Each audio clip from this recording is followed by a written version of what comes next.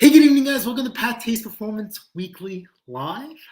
I will be, first and foremost, completely honest. I completely forgot that someone has a doctor's appointment tomorrow morning, and we have to go live tonight instead of tomorrow. Pretty terrible when a fellow subscriber reaches out to you to confirm.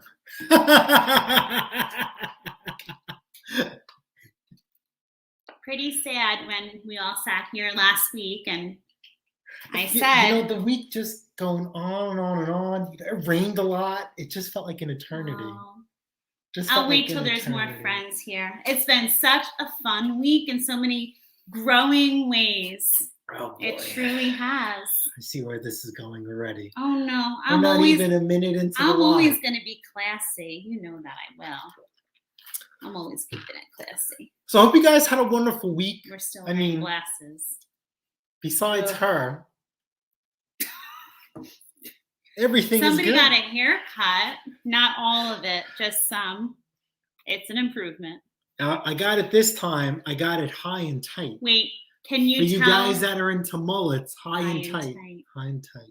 Can you tell all the boys and girls what your barber told you about your particular haircut? He says that. I find this hard to believe. I would have liked to have this recorded for He says that my personality and my hairstyle, like the way my hair grows, is perfect for a mullet. And I says, I know.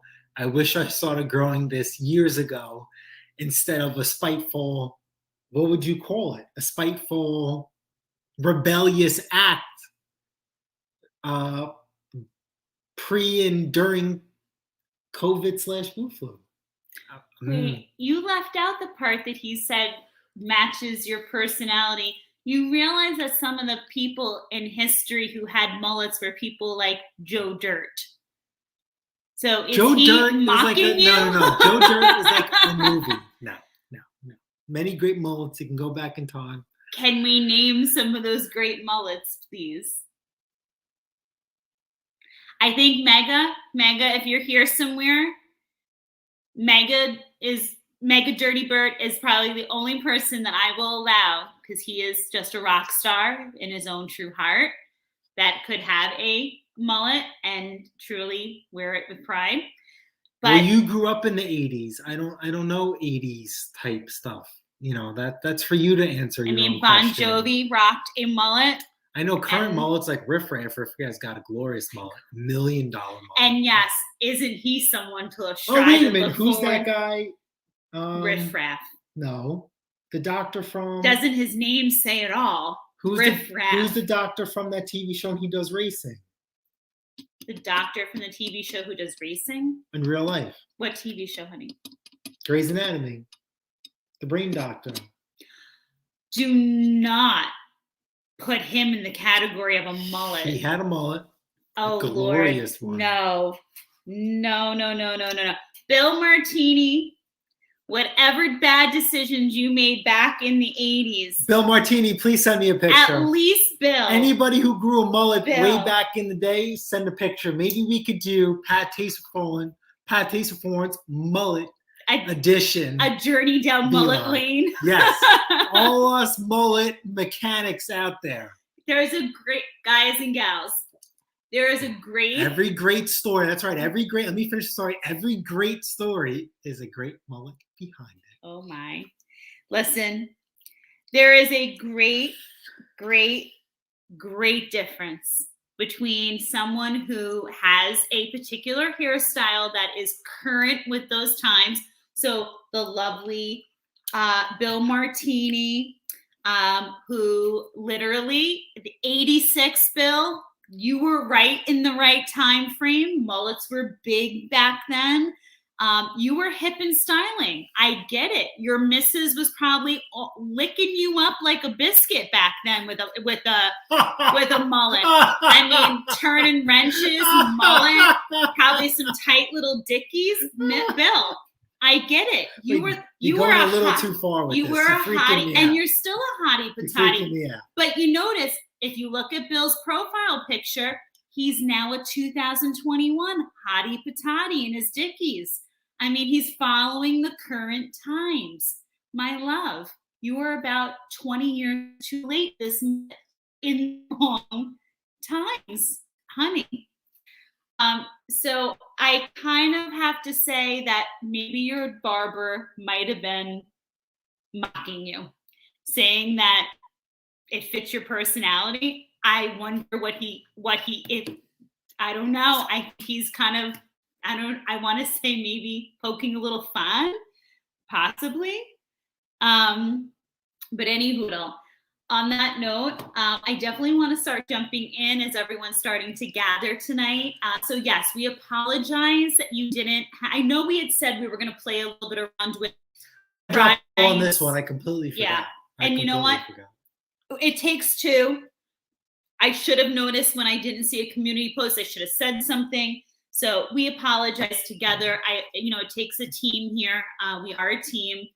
But so much to catch you up on. It's been one of these this week, but as Pate's performance always proves, I'll share all the stories. I always keep it classy. The mister knows that. I'm a professional in all levels, but you're part of the family now. I mean that wholeheartedly. And so I'm not going to hold back. But I'm not going to share particulars. I'm not going to share names. I'm just going to tell you what's on my heart right now. And I'm also going to tell you that we've got a lot of good stuff coming in. The holiday season is around the corner. Our favorite company has reached out to us. I have a feeling Santa Arians is going to be dropping off some goodies at our door before we know it. So I'm super excited about that. There's particularly apparently something in there for the misses that I am really excited to wear this winter. So that should be exciting. But without further ado, before we start tonight, I want to make sure if we have anyone in the crowd, this is so near and dear to both of our hearts. Yesterday, I hope you know, was not just a day off for anyone. Yesterday was not just a day off for schools or libraries or government workers. I hope you truly took a moment. And to any of you out there that are part of the Pate's Performance family, if you have relatives who are veterans, who served our country near and far, I hope you truly know in this household, and when I say in this household, we not only, we have friends, family, I know I can say for myself, that are veterans. We volunteer our time. Come the holidays, we adopt families who have children whose husbands are deployed, and we adopt their children for the holidays. I cannot strongly emphasize enough, if you get up every day and you are able to work, breathe that air, and you are able to feel safe and secure walking out your front door, then you better thank any man and woman who serves this country, because boy, oh boy, that freedom comes at a price. So any veterans that are out there, I thank you for your service. We thank you for your service. And I can't even tell you enough how grateful we are, and happy Veterans Day. We are grateful for you. And please, please, please don't just consider it another day. And Veterans Day should not take place just on one day. Please make sure you make an effort somehow, at least once a month, twice a month, whenever you get an opportunity to do something to give back. It pains me that I read too many articles that our veterans are struggling for housing, for food, for health care. It's just such a sin. I don't want to get on a soapbox, but they fought for us. It should be they come home and they're taken care of. So please take a moment inside your heart to take a moment for them. And there are so many companies even out there that are veteran run, And when I tell you they make pennies on the dollar for the products that they're putting out, please search them.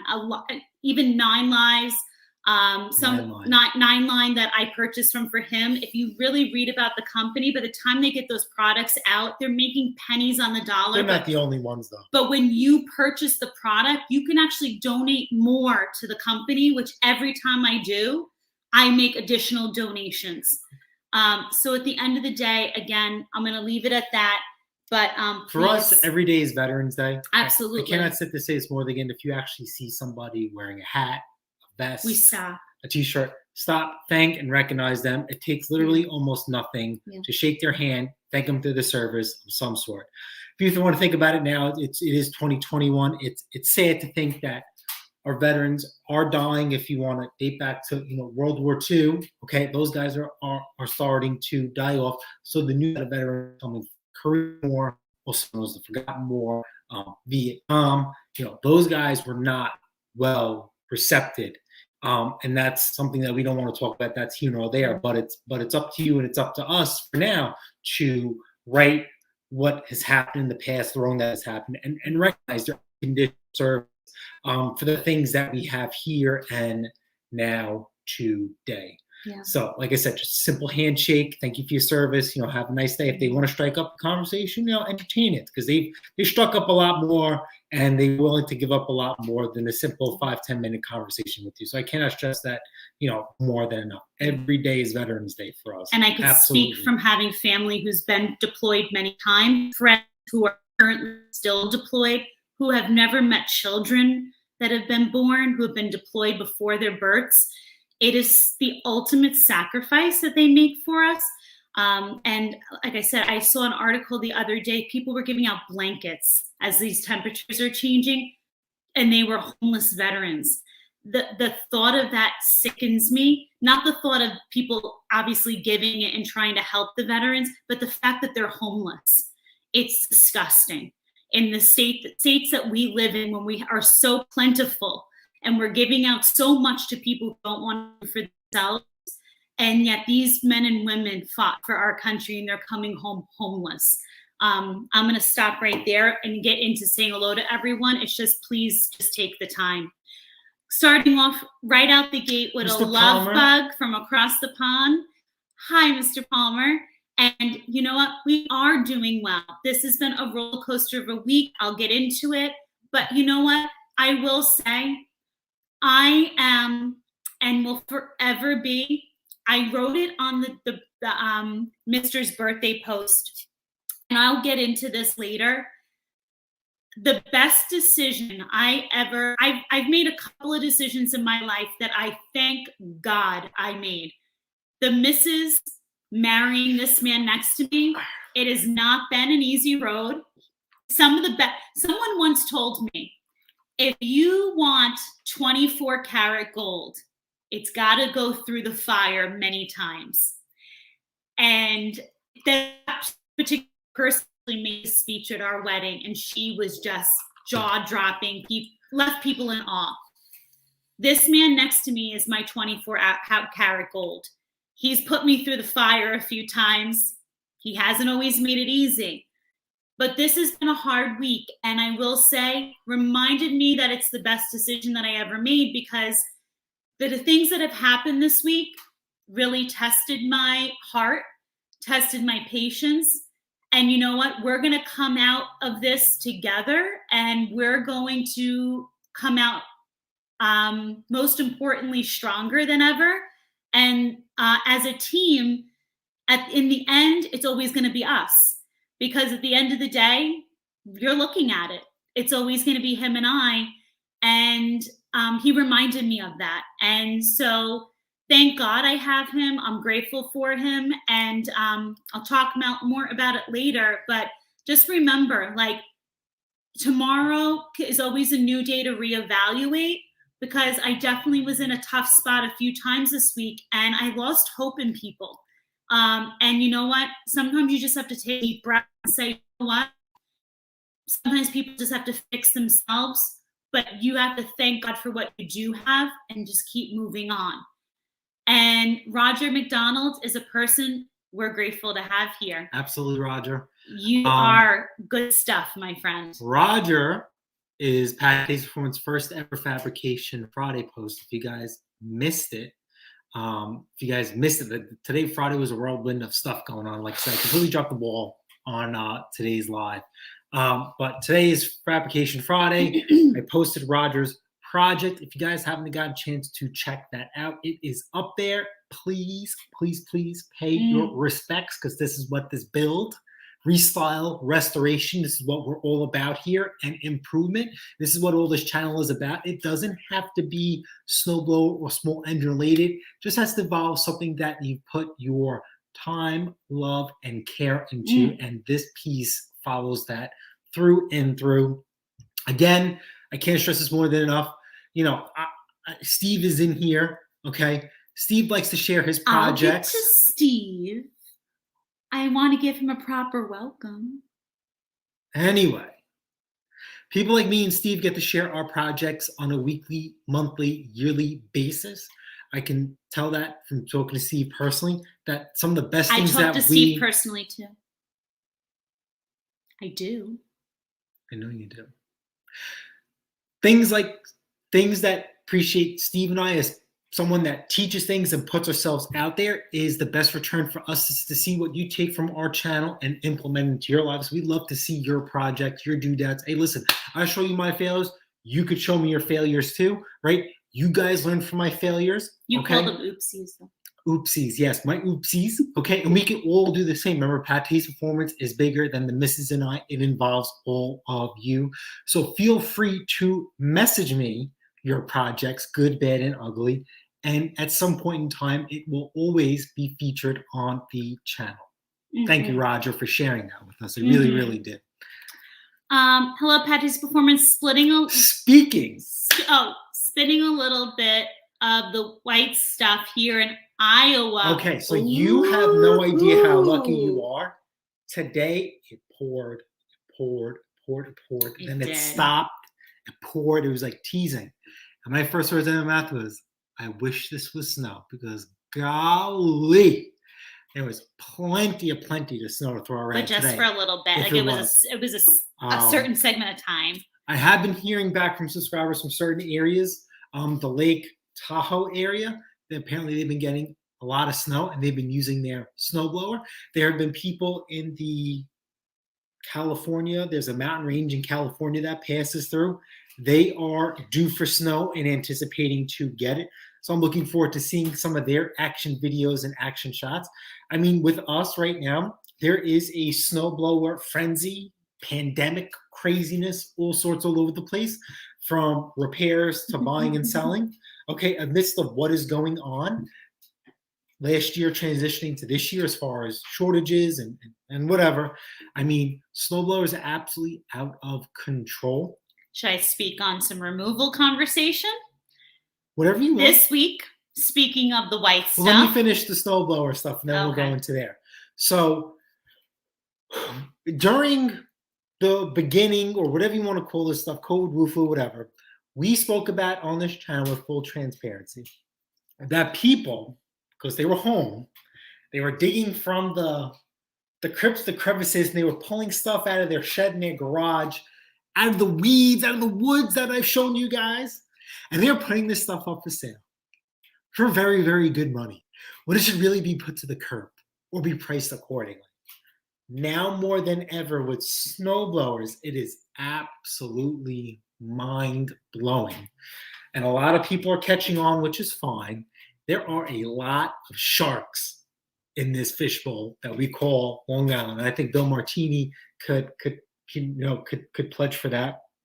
There's a guy out there right now, one of my buddies who does what we do, reached out to me, and there's a guy out there selling a snowblower, doesn't run, pull cord's broken, but has electric start, and the guy's saying that one of the valves are sticking. Would you guys like to guess how much this guy wants for his snowblower? And the snowblower is it's a 522 or a 524. It's an MTD. So that dates this machine at 13 years or older. This gentleman wants $300. So my buddy tried to open up a conversation and open up some dialogue with him.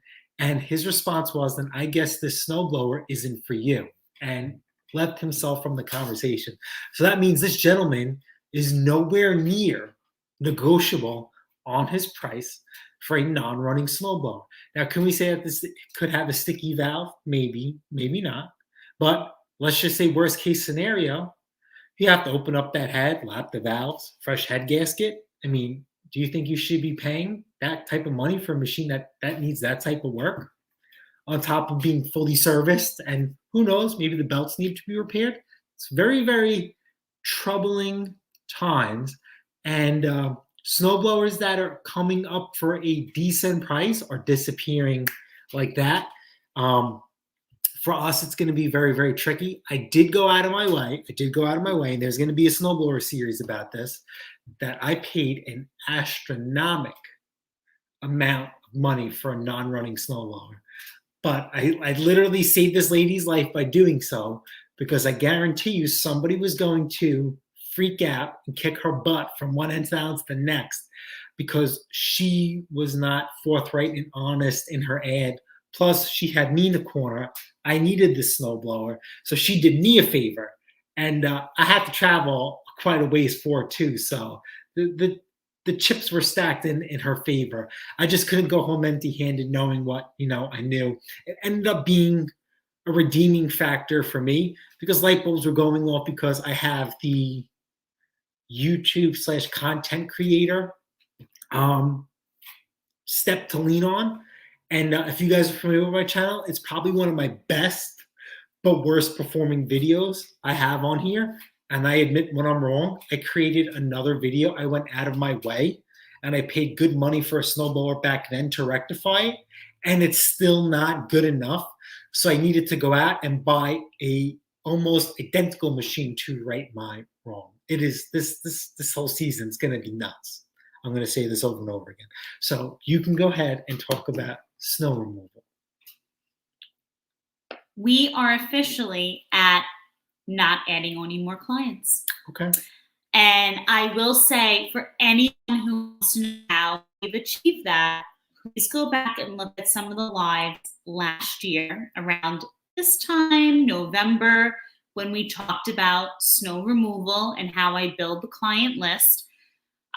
We don't leave the house without a driveway, I would say at the minimum, 150 to 175 minimum. And we're booked solid. And this week I got reached out to by not one, but two people. And one person's expectations were absolutely, absolutely unrealistic. We're talking at a minimum, 8 cars deep, 3 cars wide. So you do the math on that. Looking for more of a plow service, but was humble enough to go with a snowblower, but looking for less than 75. And then said, really wanted under 50 though. Well, wasn't that big of him. I said, you might want to find someone with a shovel. The other person, believe it or not, was what dreams are made of. So first and foremost, I don't mean to cut you off. I just want to finish, because then we're going to move on, because there's a lot of people I want to jump in and say hi to real quick. The other person, are like the situation dreams are made of. It's a family with family. So we go to, the one house, and then have a go to their in-laws house right around the corner. And now they asked for their other in-laws to be put on the roster. Unfortunately, due to some unfortunate circumstances, which is just awful, and I expressed that, we're so sorry for that, but they're all within minutes of each other. Try so hard through word of mouth. That's what we love as far as our business. I truly hate advertising. I really just love, like, when they love what you do, tell someone about it. And that's truly, like, they've seen the referrals, they've seen the write-ups that we've received, and that's how we've gotten the clientele we have. And so this right here, I did pick up the last and final client, but no more. You have to remember, in my line of work, you want to pry or you want to hold hands? In my line of work, there's no such thing as snow days for schools. Not anymore. Not anymore. Thanks, COVID. And with him with work and whatnot, things could go a few different ways. So I'm so sorry. Can you lock it in your pocket and we'll talk to you later? Wow. I'm just kidding. Go ahead. So, I pick you. So with snow removal, it's very hard to get referrals because what do you think happens? For you guys who are not aware about snow removal, I suggest anyone to do it. If you have a decent snowblower, if you want to make some extra money, and if you're very confident in your machine that you've kept it up to date with service, you modified the impeller, you tuned it up to Jpate's performance, maybe even restyled it to give yourself that extra coof, because you know when you look good, you feel good, you are good. Okay. Sounds like a hair. Everybody who wants snow removal, if you don't look good, we don't. They always want to be the first one. What shampoo is that? They always want to be the first one, or they always want to be one of the first ones to get on the list. So if they refer somebody else, they run the risk of not being in the position that they think they want to be in. So snow removal for us, we do work on referrals, but it's very, very limited. What happens is that people will put out, I am looking for snow removal, and either I will chime in or maybe one of our customers. Yes, Sean, I think it is Vidal Sassoon. I thought it was Herbal Essence, but that's the way it gets out. Ooh. So that's where snow removal comes in very, very tricky for us. Now, as you guys know, I think everybody's situation is different. Snow removal is entirely up to her. I will snow blow from sun up to sundown 7 days a week because I absolutely love, you guys know he's like a snow bunny. I am obsessed with snow. I am obsessed with sending the snow flying, and it has to do with this right here. Now, listen, you guys can have I say this all the time. I have grown up. Any snowblower you own is beats shoveling. We did not start off with an Ariens. I want you guys to remember that. We worked our way up to an Ariens, and we are here to stay. So with us and justifying our vast machines, we do snow removal. Plus, it gives me a lot of seat time in Mandingo. You know, it's just a really, really good time. Especially when his Predator upgrade is not running and we have to rely on my errands to, finish the job. It's to up in Mandingo and they bond a little bit, so I finish up the job. It's okay, I got you, boo boo. So anyway, it's just like I said, it's just a great thing. And like I said, everybody's situation is different. You'll get a driveway or two this year. So when we do snow removal, obviously we don't do it for free. We don't do it as a courtesy, even though some people we did for free. That's there. All the money that we make from snow blowing, because it's literally playtime for me. She takes all the money and she does whatever she wants. It is. If you guys quote one of our videos, I forget which one it was. We didn't get much snow at the beginning of the season once, and he was just like yearning to use a machine. I shoveled him a little pile of snow at the end of the driveway so he could play. Yeah. Remember, we didn't have snow for 2 years, so it was a little rough on me. Last year we got Molly. He was going through withdrawal. Yeah, and we had that opportunity where this is the first time, right? This is the first time we went out in the middle of the day, and when we blew from the middle of the day all through the night, and we didn't finish till 6 o'clock in the morning. Now, because people knew we were out and about, we could have had another solid day of snow blowing. She did not want to take a cat nap. She did not want to keep on going. She wanted to call it quits. So I am just getting to that age. I am dead in the water at that point. So we called it quits. So this year, considering her 25th birthday and everything else going on, baby. We're not looking to recruit more clients. 20-something years of teaching and only 25. No, right? It's amazing. So that's how it is. Small engine repair is absolutely a different story. I mean, we do absolutely zero advertising with small engine repair. It's strictly referrals. That's it at this point. Yeah. And I'm grateful. And you know what? Like you said about the timing, we're also at a point now where they're great. Our clientele is, they're fine with if it takes a minute. What I do for a living. It's going to take me a minute to get to them. They're not going anywhere. They're okay, and they know this. So, Steve, Good evening, eh? Good day, eh? So, Steve, if you guys, I mean, a lot of you guys were all in the same community. I think Steve has a great series of videos out covering the spark plugs, the aftermarket, piston rings, which is up my alley. There are a lot of people out there that from beginning soup to nuts will ram OEM down your throat. And there's channels like mine and a few others that, not on purpose, but it's just the nature of the beast and the nature of what we do. Not everything has to be does have to be OEM. And like I said, with a lot of shortages coming along, OEM is not going to be out there. It's going to be the aftermarket that's going to carry some of us and some of these repairs through. And as a dealer, you can't use aftermarket. And that's where it's going to leave us guys who are in our driveway damsels, weekend warriors. That's where it's going to come our time to shine. So please, like I said, he has a couple good videos out there referring to some good up-and-coming changes. He got a lot of good videos. Yes, check those out. Aftermarket spark plug videos. He did a Mr. Funnel video, so definitely got to check that out for sure. Roger, yeah. You know what? I will say, we had a couple of beautiful days. And next week, we're starting Sunday, we're getting bam with the cold. I just said to the mister the other day, I'm like, when you want to have these sprinklers, night temperatures next week, like 19, 20. It's funny, guys. As much as I love the snow blowing, I am officially getting to that point, which I never thought I'd say this. Even on the days it got down to like 40, the cold is like, it gets to me. I have to, like, the minute I get outside, I got to go peeping. So, listen, like, when does this all just happen? I just can't. What's driving Snowblower Sales and what's driving Snowblower repairs through the freaking roof for us, I cannot speak for anybody else, is terrible winter that we had, the winter that they're saying that we're going to have today, yeah. And, this cold weather, very, very, very early, is something I can't remember or fathom for quite some time. There was one guy I sold a snowblower to, and he was referencing acorns. And I'm just like, okay, man, whatever.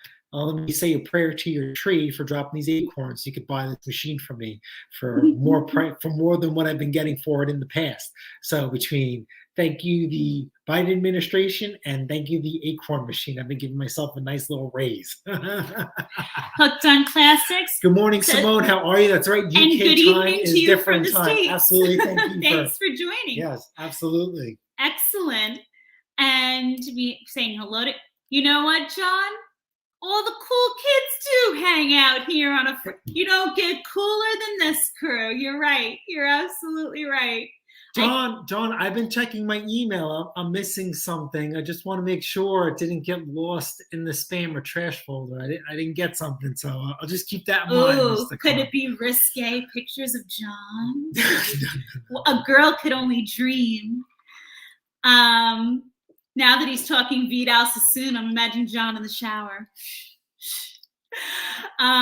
Let's just see. And of course, I could never forget our Long Island love bug. Now I'm forever gonna imagine Bill with his mullet. Bill, you gotta send me pictures, please. Bill, I need this mullet. I can't stress this more than enough. Listen, if you have a mullet, send me pictures. Even buy a wig and throw on a mullet. He's been known to wear a few. You know this, Simone. I know you got a little bit of long hair. If you could style it into a mullet, it'll be on there too. Send them. Let's do this. Simone, I'll slap him for you. Oh my God, Kai's your dog. What's up, KD? How are you? How you doing? Well. You know what, Kai? Remind me. Do you get over me? Sorry. Aw, thank you. And Bill Clement, Pate's dancing into my front room. Hey. So Bill. Thank you, love you, bye. Bill, did you see my dancing video on Instagram? Is that what you're preluding to? And if you guys didn't see my dancing video on Instagram, which is fine, you guys definitely got to check it out. Those are some moves you had there, Bolo. It's gonna get better. I thought I got excited. That was something.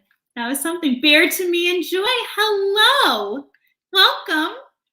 And thank you for joining.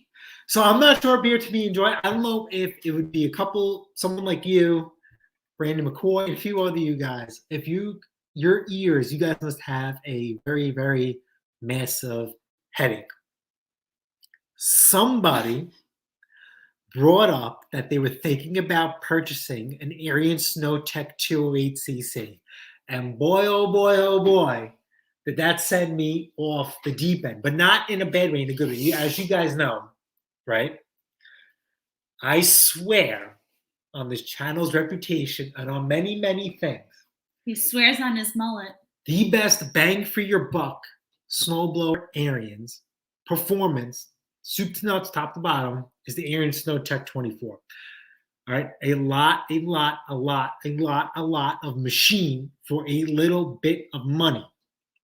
So, and then that stepped me down a whole line. There were some people saying no, and then I was pulling in some of my know-how and what you guys have been sending me and just doubling down on what I believe, because I will never, ever, ever mislead anybody. And I will also not stand to let somebody mislead somebody else when I feel that they don't have the experience and the backing that I do. And the backing and experience that I come from also comes from you guys. So I want to thank you. And I'm waiting to hear back from this person if he bought it or not. The cards were stacked against me, but I was able to use my resources via the channel and you guys. And I definitely turned the tide in that conversation. And I got a lot of tickets. I want to thank you people like Peter, Me, Joy, Brandon, a couple of you guys out there that actually have the SnowTech 24 machine similar to it.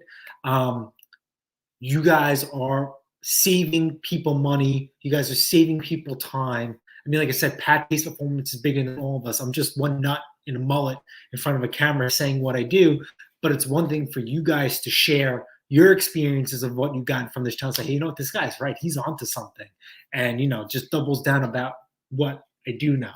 You know, so definitely. I do have a special series coming for snow owners there. So you guys need to keep at that for sure. I can't take it as far as I want to go. I think Beer to Me knows what I want to do, but time is really, really becoming an issue considering everything else that's what's going on here. But that option will always be on the table one way or another. Steve says, I hope Jason likes my footwear in the video I just put out. I didn't check out his footwear in the new video. No, we have not watched your recent video, but we definitely will. I enjoy watching your feet. will. Let me see what is it? Oh, maybe he switched it up this time. I'm not going to go down this rabbit hole because I don't want to come off as toxic, but we shall see. I hope it's not sandals. I think Steve looks charming even if he was barefoot. That's disgusting. That's disgusting. His Canadian feet. Steve knows I love him, Iron Duke, hello, love. How are you? Oh, the coolest friends are here tonight. So, Mr. Duke, I love it. Mr. Duke, I'm not sure if you got my message. I don't care. I do not want you to stress out. I don't want you to ponder. I don't want you to do anything. If you have more than one idea and you can't decide on it, do them all. And I will acknowledge all of them. I want to make this process as easy and smooth. This sounds very personal. Joyful as it's intended and meant to be. I will show them Did all. Iron Duke say no and you're forcing him into something And later he on, doesn't want to do? Send them all in. Send them all in. I'm going to use them all. I swear to God. Oh, my. And later on, if you choose that you don't want me to use some of them, I will pull them. But by all means, just do it. I can't say this more than enough. I can't say this more than enough. Yes, Joe Dirt. Oh, please. So listen, she's playing stupid, which is fine. We have a very, very important upload this week. I launched it on Monday or Wednesday. I don't remember. It's very, very important upload. Check that upload out, and you guys know exactly what I'm talking about. Oh, So I'm going to call honest right now. Is this conversation about anything to do with some of the messages I've seen coming in? Yes. So I am, okay, let's just get this all out now. When I saw my name in the latest little snippet video, 911 emergency, and then I didn't see that come up. I saw comments coming up. I can swear to you, I did not watch that video when I started seeing people's comments come in. I have seen comments. I have not watched the video. So I'm not sure what you guys are sending him, but I don't know what he asked for. So no, I didn't, because it had my name. So I hope you guys are not pranking me because I am not good with being pranked. I hope it's something like bad, because I'm not good with bad, but I do love a good surprise. That's for sure. If I'm being quite honest, just getting it out there, because I promised I would just let you guys know, it's been a tough week. I started off the week. Listen, guys and gals, you guys know the misses. I love people hard. I give the shirt off my back. If someone's in need, it's just, listen, if you saw pictures of my parents, I really don't look like them. You would probably think, where did the missus come from? Like, she looks like neither one of her parents. I truly look like the youngest of my mother's 13 brothers and sisters, if I had to come from somewhere, but I don't look like my parents. But everyone who it was probably at my mother's funeral that I had the one opportunity. It was like so bad, it took so long in my life for so many people to tell me, but we had 798 people at her funeral. And I want to say, like, I can't even tell you how many dozens of people said, after talking, everybody comes up to you and talks to you and this and that. And how many of them, after sitting and talking for a few moments, said, "Oh my God, you are Mary." And I said, all this time, like, it was like, where did I come from? And we've got time. And the one thing about my mother was that she loved incredibly hard, and she cared about people, and she always thought about people's feelings. And even when, she was like the outcast or she didn't belong, she still loved on people. And this past week, I had a couple, not one, but a couple incidents where the people I've been loving on so hard for so long have been so hurtful. And I turned around and I finally decided that I am no longer going to sit there and let the people, I don't care where you are in my life, friend, family, colleague, whoever you are no longer going to be allowed to be hurtful. I am not going to give you my energy, and I am not going to let you sit there. I've survived ovarian cancer this past summer, thyroid cancer. You were here on the lives. Do you know that you guys and my two best friends and my husband are the only ones who knew this entire summer that I was going through all these tests for thyroid cancer? That's it. How sad, right? I've had a total of 8 surgeries. And I've never stopped being there for people. I've lost opportunities at being a parent. I can't even tell you how many times I've lost track at this point. And at the end of the day, I ask people for so little other than just being kind. And it broke my heart when I had someone demean my experience, calling my path with ovarian cancer, my surgeries, easy. It also breaks my heart when I've been so kind to certain people and it's unappreciated. And also when I'm given no support in this process that we've been going through to become parents. I don't ask for a lot in life. Just be so good to each other. Be good. Just be kind to me. I don't ask for anything. And so now, I to the this past week, and I said to the mister, I don't even want to celebrate my birthday anymore. It means nothing. And if you guys stop, let me finish. Allow me to finish. Stop. No, Stop. no, I said to the mister, I finally said the other night, after I said this to him, the next morning I said to myself, what am I doing? That is against everything that I tell everyone. I've survived cancer. Should there be some It's privacy a gift from the world to No. social? No. I said, you know what? At the end of the day, it's a gift. And every year that you get to take another circle around the world, it's a gift. So this year, I will decide how I want to celebrate my birthday. And the mister's going to know how I want that done. But moving forward, for all those who are in my life, you're looking at my whole world right here next to me. And moving forward, I am no longer investing time into anyone who doesn't deserve my time.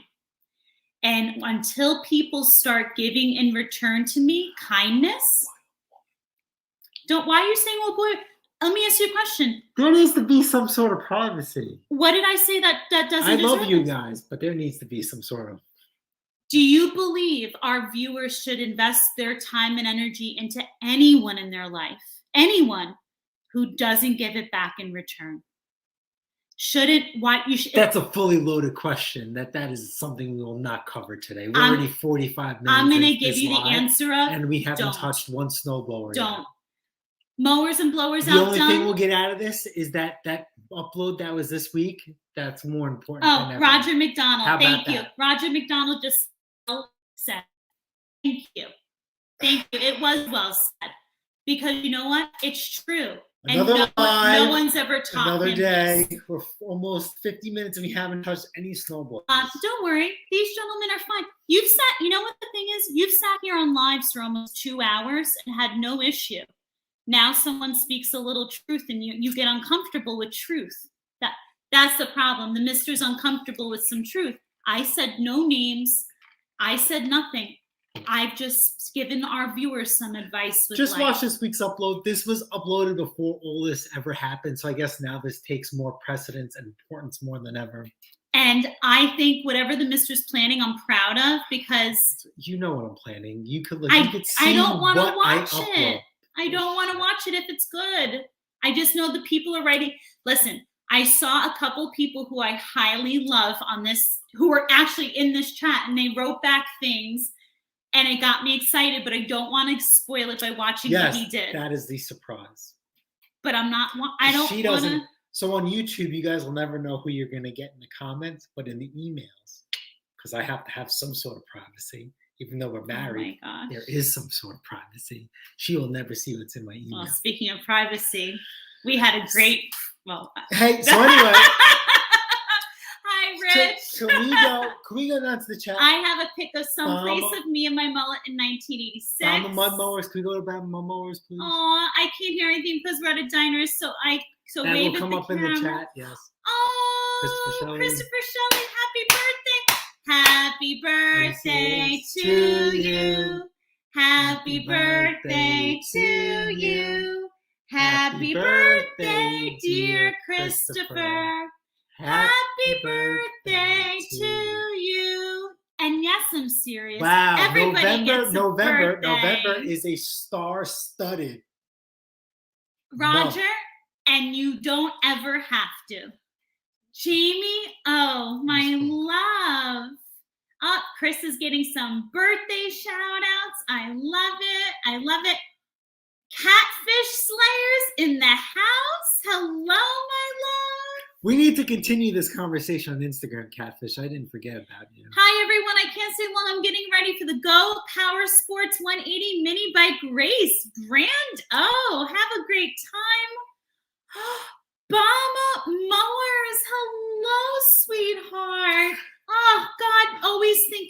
Yes, honey. listen, glad to have you back. Yes. Bama Mud Mowers has been with Patty's Performance since ground video upload. One of our first friends. One of our here. first one.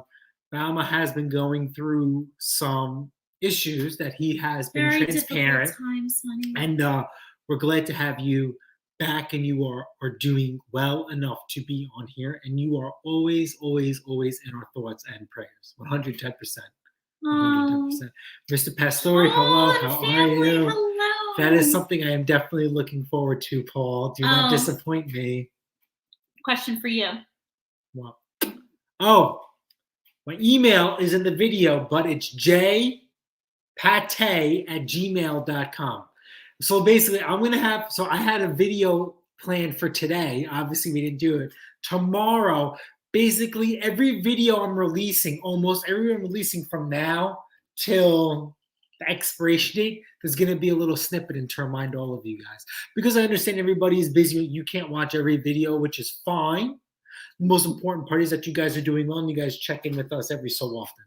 So is there a part of the video you're putting it in? Like what you're saying? Yeah, it's just always in the beginning. Okay. Get it right out the way. How is the eye? Jamie, that's why we're having the live tonight. Tomorrow's doctor. 8:00. So here's the thing. She said it all had to be gone tomorrow's appointment, or she was going to help it be gone, and that's when the patch was going to happen. I think it's getting smaller. So I'm going to try to sell her the fact that and I'm being truthful. It really has gotten smaller, but her exact words were completely gone. So we'll see. I'm really hoping I can get away with smaller. DC lawn maintenance and snow removal. Are you still hunting or are you done? Quack. Oh, hello, Rick's in the house. How you doing? Good to have you here. Thomas Andrews. Oh man, we got so many fun friends hanging out tonight. Aw, Hooked on Classic says my grandparents were in World War II. Sadly, they are no longer with us. Yes. Oh, thank you for their service, and I'm so sorry for your loss. Both my grandparents served.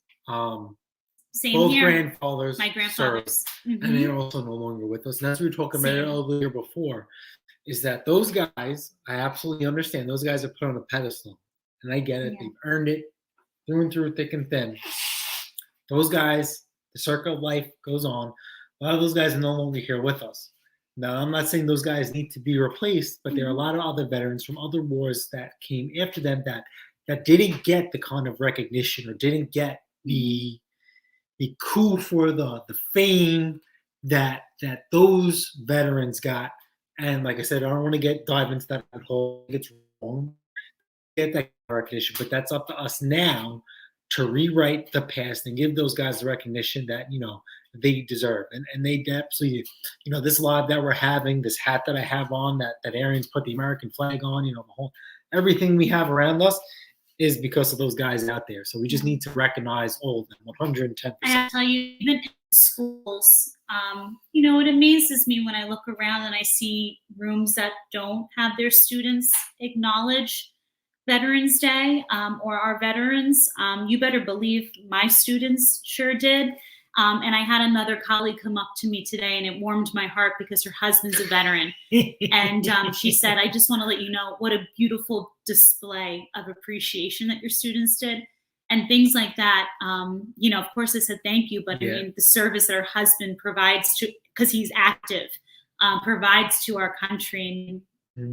Like I said, here every day is Veterans Day. I know Simone, a couple of you guys are in the UK. You guys have your veterans that fought gallantly. So I don't know how you guys have perceived your veterans throughout the years and all the wars you guys have fought.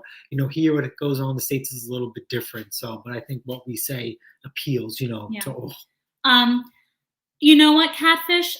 He must own a Honda lawnmower. Yeah, the Mister seems to or think a snowblower. that I don't know who it is.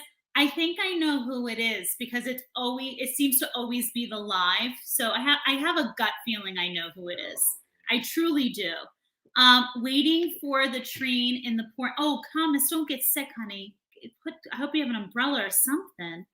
Whoever it is, Catfish, they did before. Yeah, John, it seems to be like whenever before it starts. That's why I have a gut feeling on this one. I currently have a family member currently active in every branch. Wow. God bless. Oh So, my God. so with Thank you us, for all their service. so people with us, when they come see our house, we have, because we acknowledge all the branches. We have ornaments for every branch that certain people Yeah. ask. Do you have them? Like, no, just certain members, and that was it. But we appreciate everything that we have. The Christmas tree, the lights, the whole line. Every branch of the military, even including the Coast Guard, is responsible for a lot of things that we have here today. Yeah. Robert Bear, hello from the not quite yet frozen tundra. Oh, brr. So Robert, again, Bear Spares. I have 2 more videos to finish, and then we're going to do our week of customer appreciation, in which Jpate Performance is the customer, and we are highlighting individuals and even some companies that we deal with and that we have positive experiences. Now, unlike some other channels, these videos are not sponsored. These are relationships that we have built over time, and we wouldn't recommend or refer something that we weren't comfortable being with. Rob over at Bear Spares is definitely one of them. I can't stress this more than enough. If you guys, now what's going on with supply shortages and everything what's going on, to keep these older machines running in a cost-efficient manner, even if the part is available or not, this should be your first email.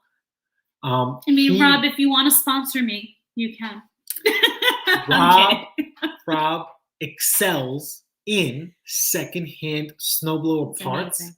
But it doesn't hurt to reach out to him if you have other inquiries on other pieces of equipment, because I do too. Yeah. So I cannot say that more than enough. And I agree, John. Awesome with his family members in every branch of the military. That's just, thank you so much. Catfish must be a miserable person to go out of. You know what? He has to own a Honda. Catfish, I've learned too many things in life. People who are miserable themselves do and say miserable things. Simple as that. Breezy is in the house. What's Breezy? up, Long time no see. Breezy? Hope you are doing well. Good to have you here.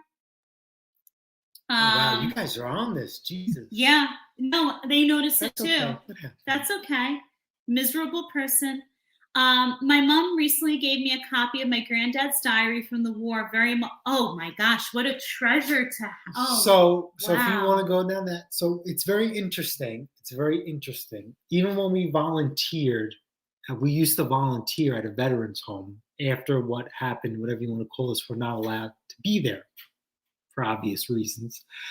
But we had family that served. I had an uncle who I was very close with, not till very, very, very, very, very, very, very, very later on in life, he decided to share some of his experiences in the Vietnam War. And when he passed away, he left a lot of material for us to go through, and it was mind-blowing, shocking. And, I don't understand to a certain extent of why he wouldn't share certain things. I understand that there's a brotherhood, a tight-knit community, and they want to talk to people with similar mind frames and time frames. But him knowing that I was like an enthusiast or a sponge for American history and appreciation, like he didn't open up as much as he should. But it's either near or there. But what he did leave on was definitely some spine-blowing, tear-jerking, stuff to hear. What you see on the History Channel and what you see on certain platforms doesn't compare to some of the stuff that he said to us. And what I feel to a certain extent is that, when someone like my uncle passes away, what he doesn't share, he takes with him. Yeah. And other people can, benefit from that, to a certain extent. For you guys who are familiar with Vietnam War, my uncle served on a fire base. So in Vietnam, which was a very difficult war for many reasons, he was basically stuck on top of a hill in a plot of land in the middle of nowhere, and they were subjected to all sorts of stuff. But Vietnam was a very jungled area, and they would use this stuff called Agent Orange to clear all this foliage out of the way for him to lay his fire base down and for them to have a certain perimeter to see, or even go on patrols. They would do certain things. He ended up dying of cancer, and he wouldn't say it, and that's okay. And like, I think it was, due to Agent Orange and the complications from it. But he served with pride and dignity.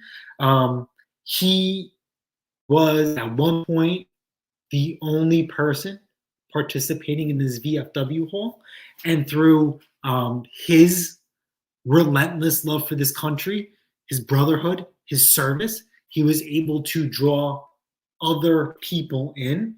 It wasn't the biggest VFW hall you had, but he increased its presence and its impact on the community. And that's why I can't stress this more than enough. When you see a veteran, you must thank them.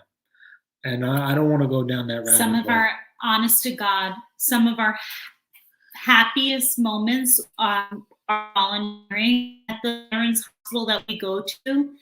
I mean, these guys are just absolute loves. I can't wait till they start letting up on some of the restrictions that they have there.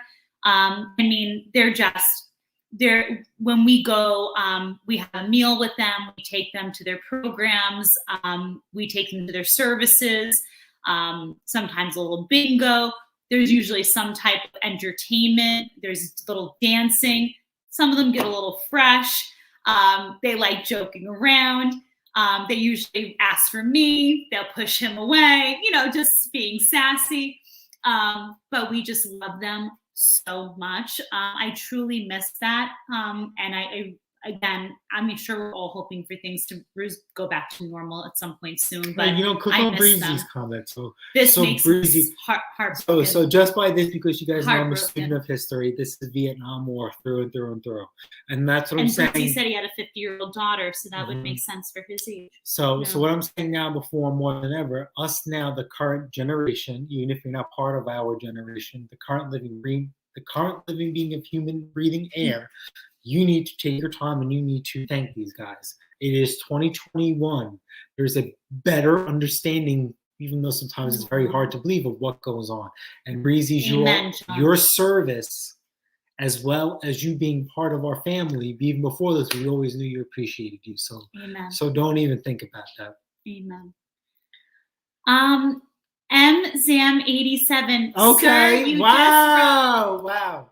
So I know we're a little late on the comments. Got you, baby. Don't worry. Were your ears ringing?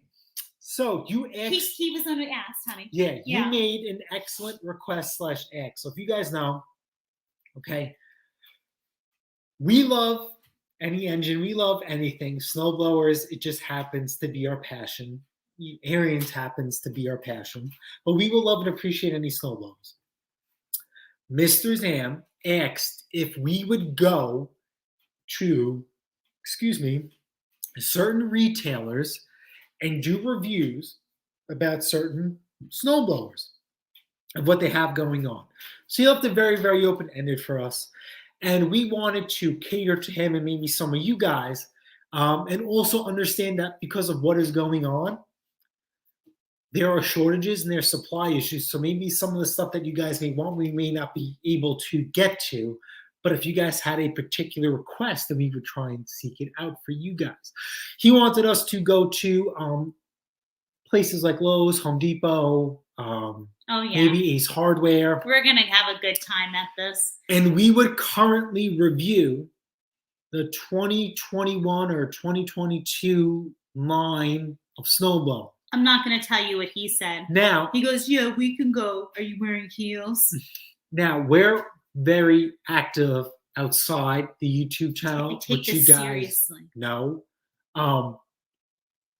We've been hearing a lot of things that people are selling new old stock snowblowers.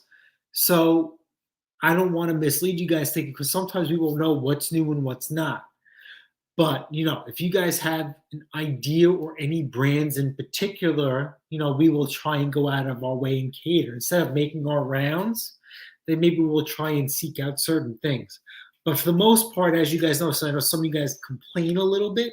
When I do a vlog on a snowblower, one of the first things I like to do is break this thing down from the inside out based on what we experienced firsthand doing snow removal, and all the snowblowers have passed through our hands. Now, I like to touch it. What I really hate to put us on a different level or a different cloud, right? You watch other channels, respectively, and they will do a review on a snowblower from a certain brand. I don't want to name that. And that's it. Oh, I know which path. I know which road you're going down. They give you their first or 2-3 tries, and there's no longevity. They don't go over any of the highlights of the machines. They don't want to comment on the previous pass, because guess what? They have to send that snowblower back. Mm-hmm. I know what you're going the here. route that we choose to go to. We have the luxury of not doing that, and because of you guys, and we want to give everything we can back to this channel, we have the luxury to go out and buy particular machines, break them down for you guys, and release itself back into the wild at a certain point in time when it's no good for us. So Zam, absolutely. Again, I know you said any of them, but if you own a particular snowblower, or you have interest in a particular snowblower, please let us know. We are definitely going to do it at a certain point. We don't know when. Right now, I'm overloaded with snowblowers and content because I'm experiencing a little bit of a difference in repairs than usual, and I haven't been taking the camera out with me. I'll be very transparent with you, but I've been taking little snippets to try and take you along that with you so you guys get the gist of the foundation of the video. So I hope you guys are looking forward to some of the short, little, to the point videos, something that I'm not used to, but it's something I'm forced to do because I don't want you guys to miss out on this. Mm-hmm. But don't worry, MZM. At your service, we're coming. Yes, coming your way. But please, on the original comment that you left us, if you, I understand that. Let us know what type of machine you have, and if you don't have it, let us know what type of machine you're looking to get. If Santa or the Hanukkah stork could leave one under your menorah, what would you like? But if you don't have it, look for an Aaron Snowtech 24. Little Clement. Come on, young man. Mr. You should Clement, know better than to say things like this here. It's the courtesy thing to do to wish us that. And Iron Duke, stop sending rain. Just the white fluffy stuff. Thomas Andrews, this might be the one comment that the mister might agree with you on. Actually, this sounds like something you would say. Mm-hmm. It's like money falling from the sky. Very good. Excellent, excellent. Very nice. Mondo Mowers. What's happening? How are you? You know what, man? Mondo? So it's funny how your phone listens or figures out what you're engaged into. Yeah, it's creepy. We've been talking to Mondo a lot of following Mullets Mondo and snowblowers, Mondo. Mondo as a big advocate of 810 products for lawnmowers, and I've been getting a lot of stuff on my newsfeed and advertisements from them. John says, beat out so soon. See, I knew you knew it. I knew you knew it. Yes, when we said about the guy who wanted to do it under $50, get a blower and do it himself at that point. So can I be full transparency? So we lost, I think, maybe 1 or 2 customers for snow removal that they actually purchased snow blowers from us because, listen, we're not cheap. Full transparency, we're not cheap. Okay, listen, Mandingo ain't cheap. You guys know that. We have a fleet of Arians, but that's our business. That's still not cheap to own, maintain, and operate. All of those snowblowers at any point in time, if we ever have a catastrophic failure where I can't fix it on the fly, any one of those snowblowers we can pull out and use them. That is, the customer has to pay for that because we are extremely reliable. We have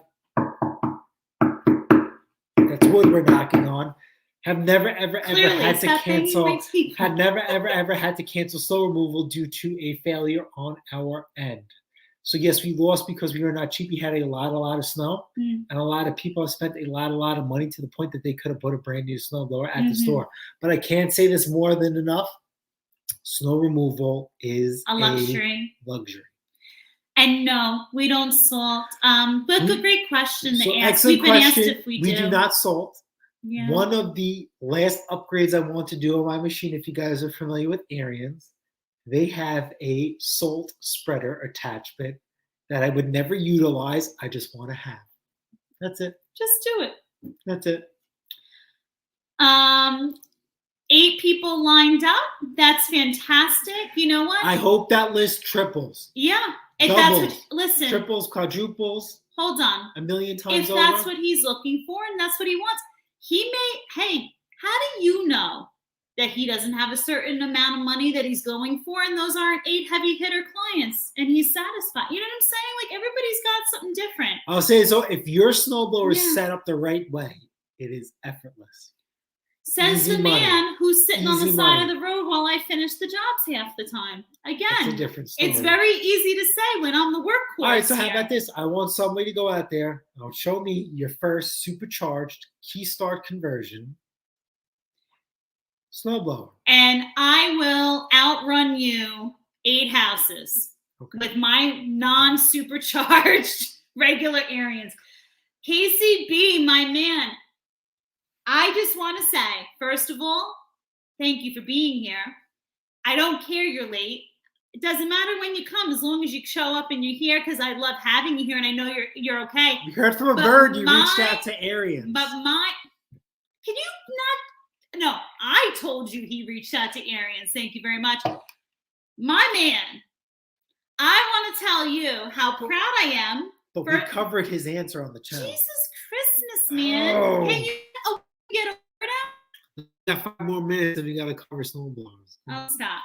So KCB, I'm proud of you for speaking up to Ariens and questioning about not using the Briggs & Stratton engine anymore and how they're using those Chinese engines. I will commend them that they didn't skate around their answer and that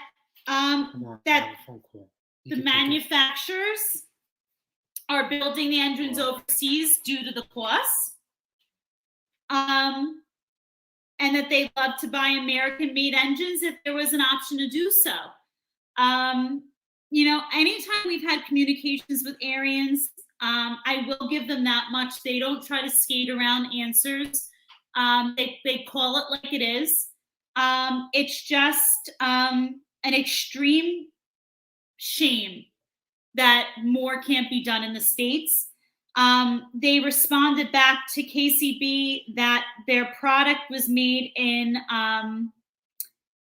Wisconsin, that their current snow engines are extremely well built and will last you decades.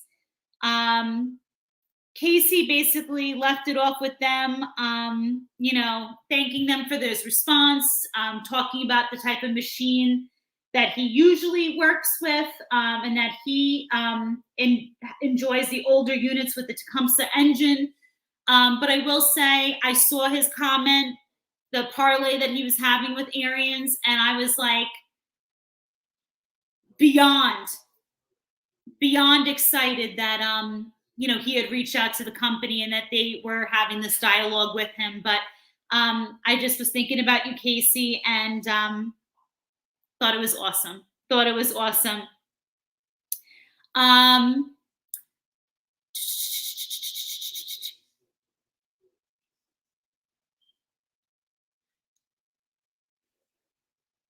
Don't ask how I knew that. I have no idea about the Vidal Sassoon. Listen, John, if you use what you use, you use what you use. Let's see here. Roger says, Casey, did Moise get flurries today like we did in CR? Flurries. Really? Very nice. Jealous. Iron Duke says, I was looking at a brand new 28-inch wide Cub Cadet snowblower today at Tractor Supply and was very surprised that it had plastic skid shoes instead of metal. I was looking at you. Okay, so Cub Cadet for quite some time has had plastic skid shoes. Okay, so the plastic skid shoes should be blue. They should be a lot wider. Okay, Cub Cadet, remember, is made by MTD. And as we all know, with the newer, well, actually, it's even some of the older MTD machines, excuse me, the auger housings are not as strong as you would see on an Ariens, a Honda, or a Yamaha, a Troy Belt. They are easily bowed in. So I assume, what Cub Cadet did to rectify that is that they put these extended skid shoes on there, which is great. That if they are installed right, because we never know what happens when these guys put these machines together, these skid shoes should extend past the auger housing.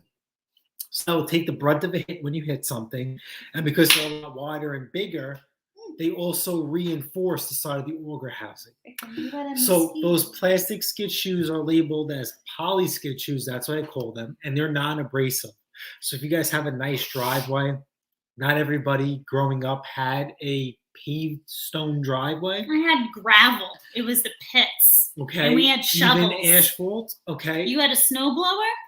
We had shovels. Those poly skid shoes will not leave marks or damage your driveway. So as much as some of you guys are used to metal. Polar, we love you. Good night. In hindsight, I wish I could sing you a lullaby. Those are a nice set of skid shoes. Ariens came out with composite skid shoes.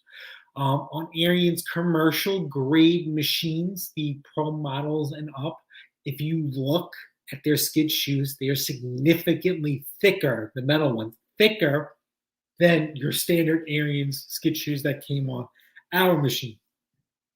We love, if you guys are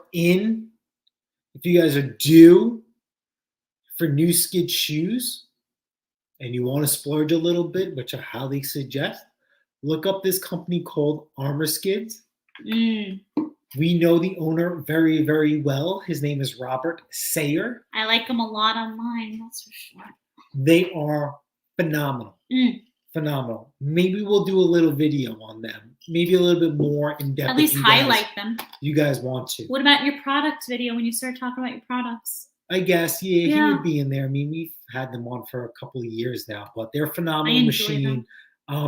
He has a couple of videos on YouTube as well. If you want to get into that. A lot of you guys, some of you guys have commented. I know Nick's not in the chat now. This other guy, Nick Sugarloaf. Believe it or not, Armor Skids, which is an improved skid shoe from the OEM factory, was cheaper than buying an OEM one. So that was a no-brainer to get yourselves into a set of Armor Skids that he was able to do. So that's just something to throw out there. Rick says, I have a niece in the Navy, a nephew in the Marines who are both making a career out of it. They both are 11 years and counting. I'm proud of them. Katie takes the right mouth. Tell them we thank them. And John, I agree. That's awesome. I love it. John, if you got that Vidal Sassoon commercial, maybe I hid the camera, maybe I didn't. I don't know. KCB, I think this might have been what you were talking about from your post then. All the Ariens and Husqvarnas at Millfleet's farm had the Chinese engines. So Casey, I value you as a friend and a devout subscriber to the channel. We have spoken this many, many times. The reason why Ariens can no longer, I assume, does not have the American flag on their auger housing like our machines have, like all our machines have, is I assume, keyword assume, is because Ariens is not made in the USA. Get that? Ariens is not made in the USA. Ariens now is like every other company out there, made in the USA, but assembled with global components. The reason why they have that sticker is solely the engine that is on the machine. I say this all the time, whether you have an Ariens, an MTD, a Troy-Bilt, the whole nine. I get this all the time. Oh, my machine doesn't run. It's junk. My Troy-Bilt is junk. My Ariens is junk. One, Ariens did not make the motor. Troy-Bilt did not make the motor. Cub Cadet did not make the motor. Toro did not make the motor. For the most part, all of these issues that you're having are reflected on you. I had to have this conversation with a Honda owner. They did not perceive it very, very well. And you guys know how I feel about Honda. But I will always be transparent and defend everything and anything till the end. No one likes to take ownerships of any mistakes. There is no engine made, nut and bolt, cam, valve guide, tappet, springs, governor linkage, paint. There is no such thing as a USA-made engine. Those are long gone. Whether that's here or there, that's nothing we can control at this point in time. There is a factory/plant, Briggs & Stratton, here in the USA. I understand that they only assemble certain engines. Their full lineup is not assembled here in the USA. But you also have to remember that even though something is assembled in the USA, these Briggs & Stratton engines, is the camshaft made overseas? Is the valve made here in the States? You know what I mean? So it's a conglomerate of parts. We don't know where they're coming from. So Ariens could no longer advertise being made in the USA. They have to be like everybody else, assembled with global components. Your auger housing, everything soup to nuts in that machine is made in Brillion, Wisconsin. The engine that Ariens brand, the Ariens that chooses to put on their snowblower, which is made by LCT, Liquid Combustion Technology, which also purchased the rights to Tecumseh, even though they have nothing left that resembles a Tecumseh engine. That is the engine that they choose to put on their machine. And they absolutely have no control over that, considering what the market is out there. Even if they chose to put a Briggs on there, they still cannot put made in America, because that Briggs & Stratton engine can either come from China or components of it come from, I'm just saying China, but overseas. But in the US warehouse, they're put together and made whole. So, but feel free to correct me on that, but I'm like 99.9% positive about that, about the Briggs & Stratton and everything else, that what I mentioned before. Husqvarna is made by AYP, American Yard Products, which is also shared by Johnsard and Poulin. You got the date on it today. And there's also another company that's slipping my mind, but there's also another company that's made by AYP. Craftsman, certain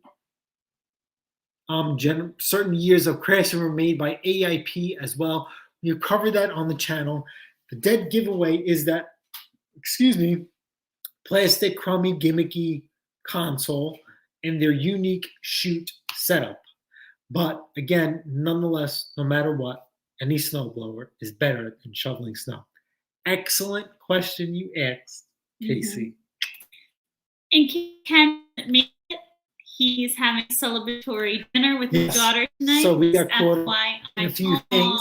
Ken is part of our show talent and however you want to call it. Aw. JP, good evening, Pates. Maine is watching again. Good to have you. We love having you here. So you guys are almost very similar to us. If you guys run a little bit colder than us, how is your weather been? They'll get it hit before we do. Yeah, are you guys gearing up for a horrible winter? I mean, for us, we're definitely due. So you are not complicated. And if you are, no, you're allowed to be. So because you're still a kind person. So Iron Duke, I can't say this more than enough. If you guys go through our channel, you go through our videos. If you see, we love everybody when they comment. Hold on. We didn't even get a chance to say hi to Maddie, and he has to leave. So I'm stopping you from your rambling. Matthew, I love you. Good night. And I will talk to you this weekend. If you need me to sing you a lullaby, let me know. I love you too, Maddie. And Maddie, I just saw your message. You can sponsor me anytime. Yes, send cherries. At a low price. Send cherries, please. I love you, Maddie. Good night. Tommy, hello. Good to have you here as well. I texted Jason a pic of us and her at the dinner. Oh, he didn't show me. We'll show everybody. Come on. What are you waiting on? Stop rambling. You're and talking. rambling. I can handle this. You get pictures. Come on. We got 5 minutes, then we'll go into snowblowers. Oh my gosh, no one wants to hear you. Jason, are you doing my snowblower yet? I told you I'm fully surprise? transparent. I hate 2Cycle. Probably needs a carburetor. I'm ready to box this up and send it to you as is. Uncle Ed went to sleep. And you guys can use my channel, Ken's and others, Maddie Olson, Steve Solon Saloon, to get this blower take going. an extra bite from me, Kenny. I love you. You should not be on your phone, Kenny. Snoopy says you're a nut. And I didn't get your other message, but we'll work that out. And you know what, details. Snoopy? Sometimes you feel like a nut. Sometimes you don't. Pate's performance has nuts. Nouns don't. Who knows? I don't know what I'm saying. I'm tired. Let's just see. Just click on that. Click on that. Where? Are you working? No. I'll be very honest with you. And I'll show you why. You want to know why I'm not working on it? No. What? One. No, you're not dragging anything in this house right now. Yeah. No. One, I have a lot of snowblowers to work on, repairs. No. And our own. I still haven't touched ours, and ours need to come first. I want to show you something else. You're not dragging anything dirty in the house. What else do we have to work on? What do we have in the entryway? Her car needs a full brake job, front and rear, pads and rotors. Mm-hmm. Mandingo needs a starter, which I have in the box. That's another rant for another day. I still need to go through Mandingo for the season because we just have to, because that's our go-to truck for the winter. What's the song? Heal the world. I appreciate you. I just can't get to it. I'll put it in a box.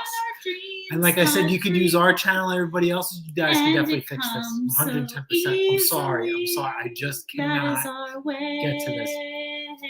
The missus has neglected to get me a garage. So I'm and the limited by mister's time. neglected to get me a fancy new ride.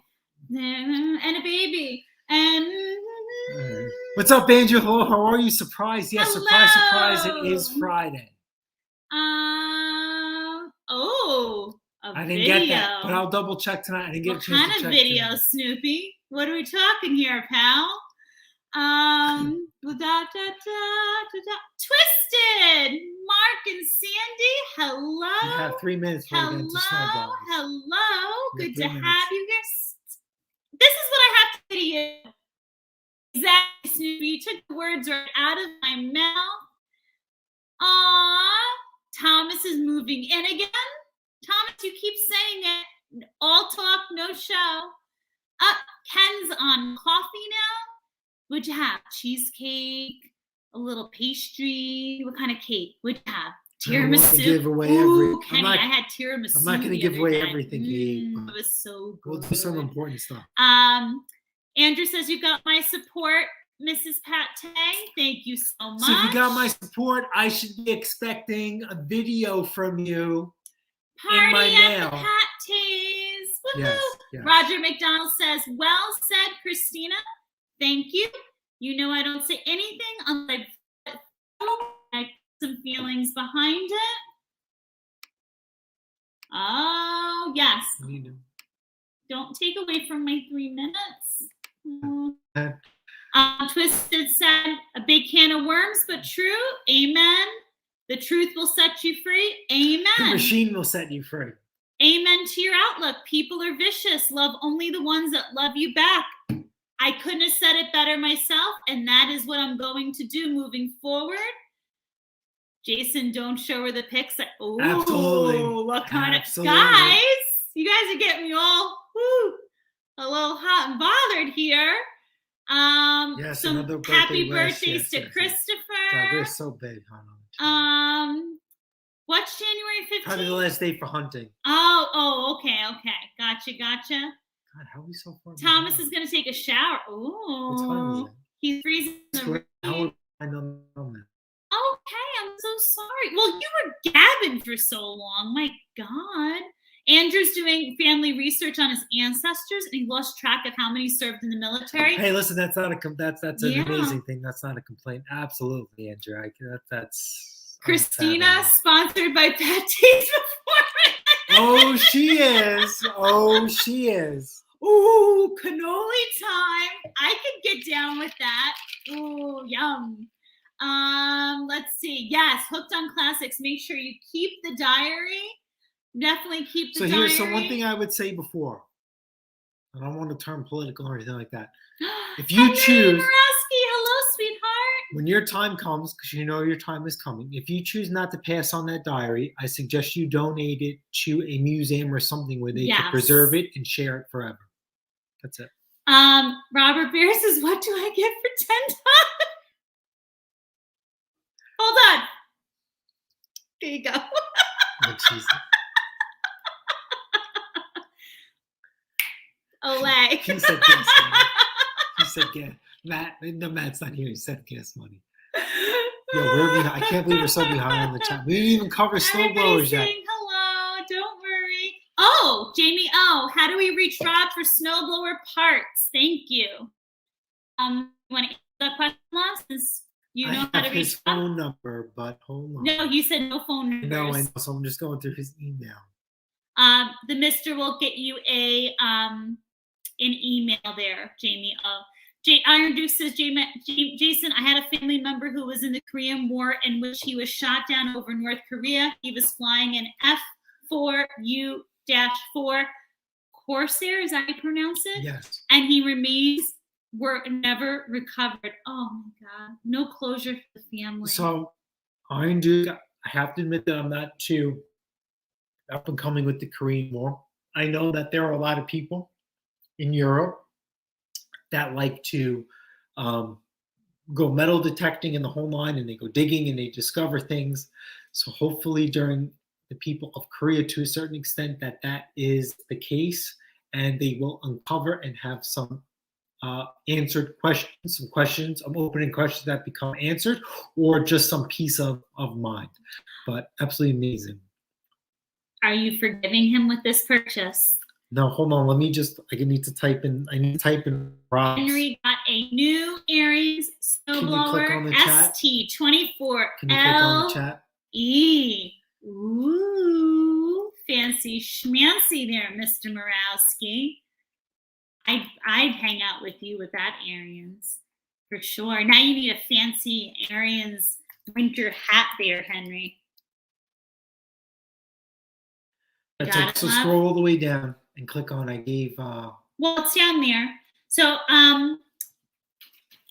just click it. I don't have to click on it oh God, you're being so if you guys need used snowblower parts secondhand, email Rob at bearspares@yahoo.com. There will be a video of him, and I will have all his contact information. There are multiple ways to reach out to him. He does have an eBay store as well. Mm-hmm. Mowers by Mitch says, hello, everyone. Hello, Truth Bomb. You're right. We're throwing down some bombs of truth tonight for sure, and it's great to have you here. What a great name for a night of truths. Check the Arians Deluxe 24-inch at Pate's Performance. I think it's a great snowblower. So that should be coming with at least a 208cc engine. Again, a phenomenal machine. They even have the track drive version. Phenomenal machine as well. Just remember, when you guys go track drive, that 24-inch is not a rapid track. So if that machine is not running, it's going to be a little bit of a bear to maneuver and get in and out. Can you go? That's a little but bear. Anyway, a very, very nice machine. The new entry level to an Arians. Do not let the word entry level disturb you from getting it. It is a It won't be an entry level price. It is a beast of a machine, and well worth it. This is a great question coming up. What's the most unusual repair that you've had to do at Pate's Performance? An awesome question. That's interesting. Okay, from time and time again, I will never, ever, ever, ever, ever, ever, ever forget this video. I've shown it here on the channel. A gentleman here has a landscaper. Remember this video? But he has a lawnmower that he used to cut the grass and weeds that grew through his gravel driveway. So from him using his lawnmower in that situation, I had to make repairs on that. That was the most unusual and mind-blowing repair I've ever had to make. That's number one. I don't think I could ever take the cake on that. Maybe you guys could chime in on that. I don't think I would have a number 2 and 3. The number 2 and 3, these are obviously not snowblower repairs. Sorry. Number 2 or 3 would be a tie between the dog. Remember the dog who attacked the lawnmower? Oh, But then what about the guy who cut his lawn on a hill and he was having issues and then he did his own repair and he cut something out? You know, those that the tie for number 2 and 3 are unique to me because one, how often do you see an animal attack a machine and that's the issue? That's why the machine is broken. Number 2, for us, it's very rare that we have people tackle their repairs, let alone remove or modify key components. You know, so it's a tie between 2 and 3. But number 1 is the guy using his lawnmower to cut his gravel driveway. That is the most unusual repair. nice. Excellent question. Bad idea. Oh, good question. How can you not put salt down living where you do, Christina and Pate? It's easy. I'll tell you right That's now. always considered extra. It's always considered extra, but I'll be quite frank with you, Andrew. Where we are, first of all, for the most part, we always ask for things like vehicles to be inside garages when at all possible. We ask, bring in your newspapers, bring things in from the garage. I mean, bring, anything that could be in the drive, poopy bags from dogs. But for the most part, there are people who are leaving vehicles in driveways and, we're going around the vehicles and we're asking them to pull out cars, et cetera, et cetera. Listen, anything where we could be possibly shaking salt and getting it on a vehicle, or I don't want to touch anything extra. And God forbid, get anything on anything. And you know what? If they're not asking, I'm not offering. So I'm clearing their path. He gets so mad because as it is, I'm clearing everything down to you can literally see driveway, you can see sidewalk, you can see walkway. They're so happy. They are more than happy with our performance. Can you pick me? Let me look around the room. We have no one. We're gonna move on. No. So let's talk. So if you guys want to talk about salting, let's talk about salting. If you want to talk about salting, let's talk about how you can make money with salting, which we choose not to do. He's gotta go to work. Lion Tribe. Yo, what up, Dre? Oh, hi, Dre. You gotta go to. Oh God, late night for you, Mom. Love you. Yo, man. Later we'll catch up. Love you, Dre. We'll catch up later. All right, so let's go back to salting. Andrew asked an excellent question. So let's talk about how you can make money with salting, and then we'll talk about why we choose not to. So salting is lucrative for many people that we talk about who do it. We're talking about landscapers. If you choose to salt, which is fine, you buy a bag of salt, you mark up the price, and then you charge them for the bag of salt that you use. It's up to you if you use a half a bag of salt. Do you choose for the half a bag of salt that you use, you hit them for the whole bag? That's how people who I know who do salting charge by it. Why we choose not to salt is a lot of people who do salt. Or obviously if you're plowing and you're filling up the whole, that truck bed piece, I mean, they're doing it in a totally different way too. A lot of these people who do salting do commercial snow removal. Yeah. They have insurance. Totally we different. do not. No. So if we do salting, one that takes up extra space in the bed of the truck, which believe it or not, we have an 8-foot bed. We have 2 monster Ariens 1128s, 2 gas cans, multiple shovels. Now we have our YouTube's ever first Predator Swap single stage snowblower in there. We have our ramps. Okay, believe it or not, you can pack that baby out. You can pack an 8-foot bed really, really quick. And for salt, then we have your spreader, and we just don't have enough. Number 2, if we miss a spot, then we have to come back. We believe you always must assume and prepare for the worst. If we do salting and somebody slips and falls, who do you think becomes reliable or liable for that? Well, Jason and Christina, you guys put salt down. How are they supposed to slip and fall? We must always think, we must always protect ourselves. I say this over and over again, like a record here, like a broken record. You must always take care of you. No one will take better care of you than you. And therefore, sometimes you're going to have to make decisions that are in your best interest. Yeah. And we choose not to salt because it's in our best interest not to. As much as we love some of our customers, we trust. And I'll be none honest, of them. even when we go down to the pavement, my exact lines to them, because remember, we got this down to where we barely even have to make contact with our clients. They zip us the payment. I message them the same line. Be safe. Be careful. Like, we got you down to pavement. But you never know. Like, they get a little busted now overnight or whatever it is, from the time we leave. Like, you don't want that responsibility on you that they think they're invincible now, To Christina's point, they need a reliable engine like a Tecumseh for areas. Pick me. I'm going to go with you. Okay. So, in my experience with the LCT engines, even the Powermore engines that you see on your MTD made machines, or your Lycons, Loncin, that you see on Toros, they are reliable. They are all knockoff Honda clones. The only issue that I see outside of the design that they are plagued for has nothing to do with the engine. They are curtailing to California, which is, guess how many fingers I'm holding up to that state. They're catering to those emission standards. Remember, growing up, I just turned 36, right? Growing up, I remember seeing machines with stickers on them. Not for sale in California, not for CA legal or CA legal, the whole nine. Now, for the past 2-3 years, on new machines, you don't see that anymore. Could be even longer, okay?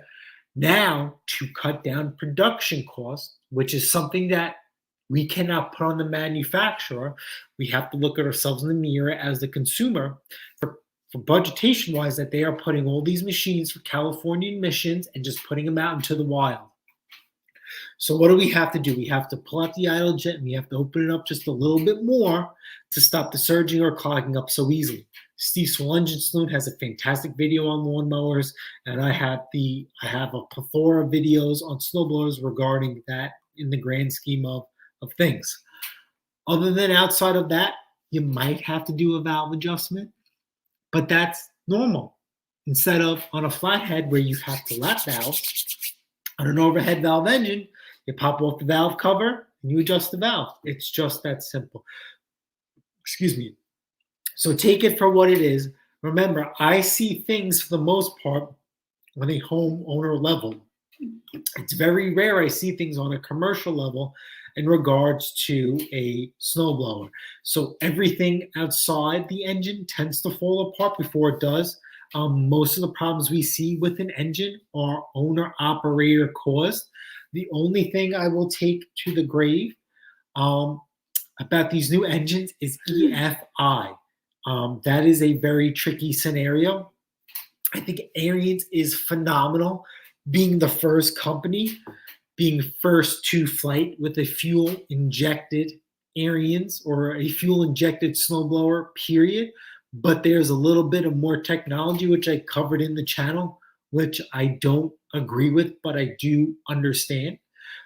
Fuel injection is something that the average Joe like me and you cannot diagnose accurately, efficiently, without that specialty program. If you have the choice of getting a fuel-injected snowblower or a carburetor, go carburetor. The cost savings and efficiency that fuel injection offers does not appeal to a small engine to me. Do not blame the manufacturer. William I. Hi. I already said my lullaby to Uncle Ed. I love you too. Bear Ariens is in Billion.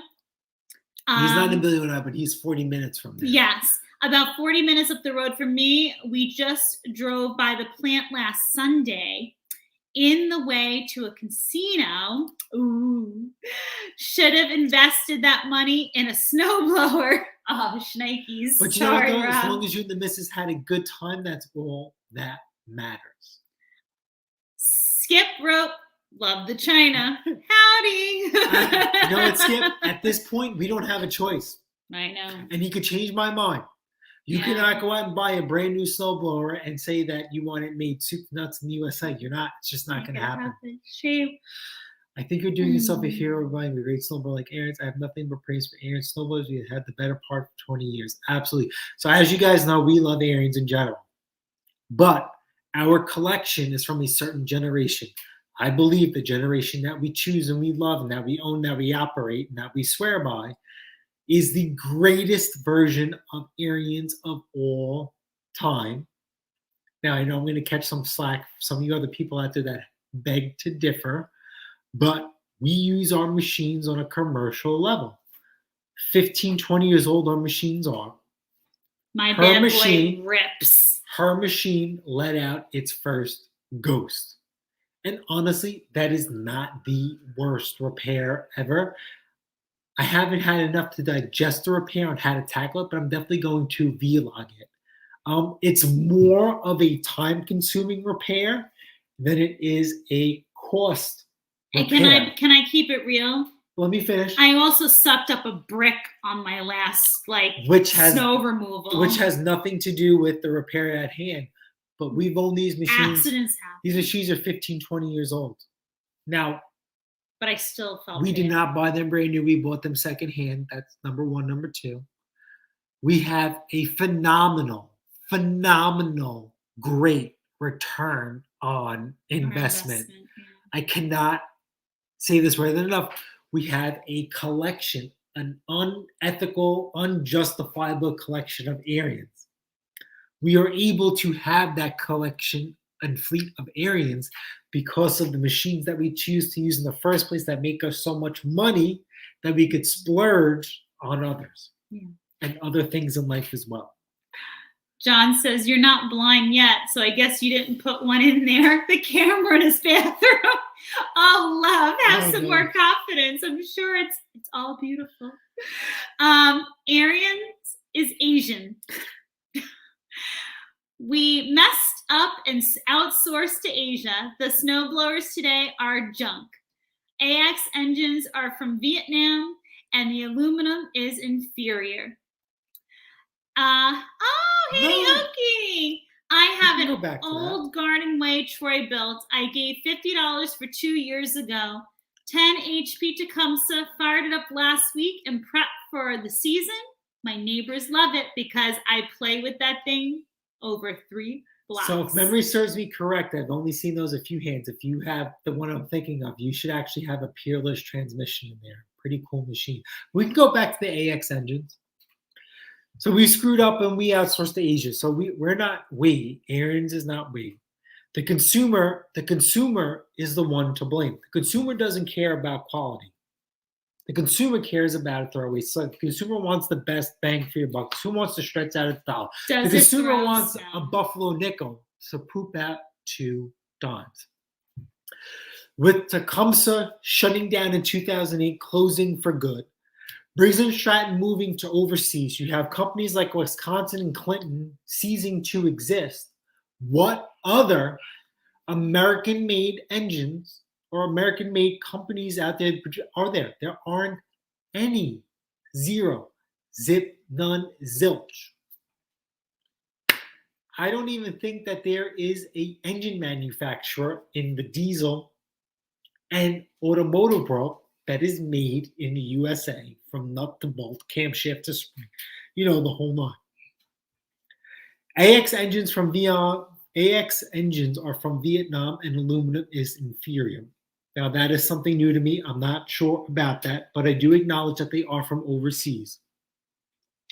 I have never seen an issue where Arians engines are cracking in the AX series due to the issues that we are having. We all know, if you guys know Tecumsehs, if you run low on oil, of course on any machine, if you run low on oil, you are asking for catastrophic failure.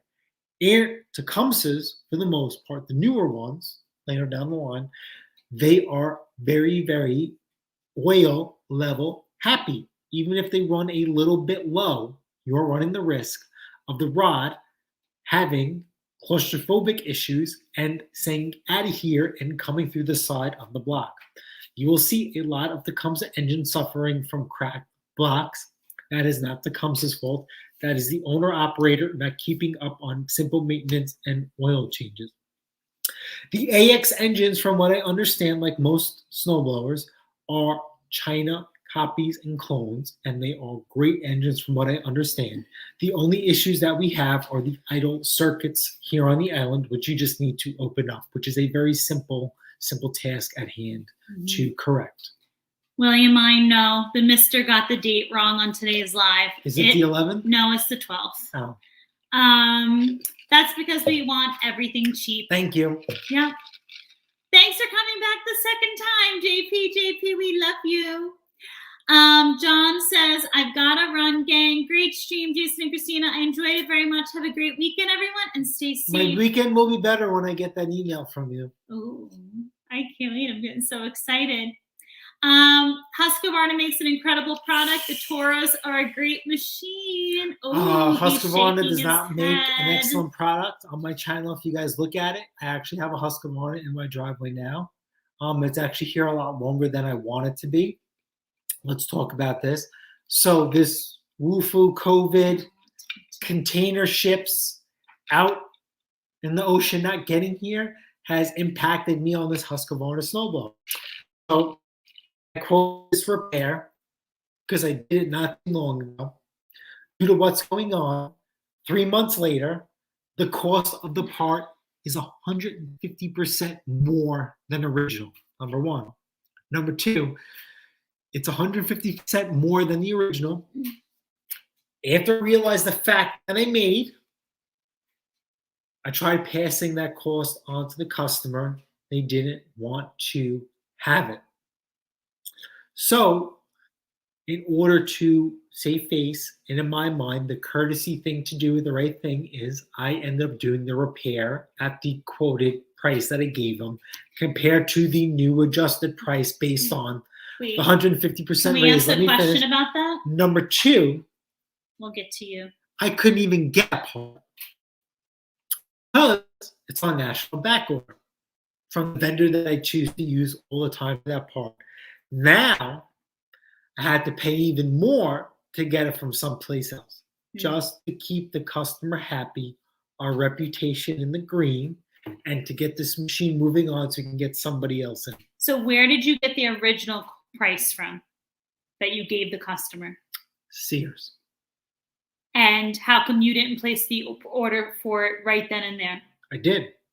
And then they turned around and they adjusted the price after you ordered it? I knew the price. I knew that when I went to go order it from Sears, I saw the price. I was like, ha, ha, ha, ha.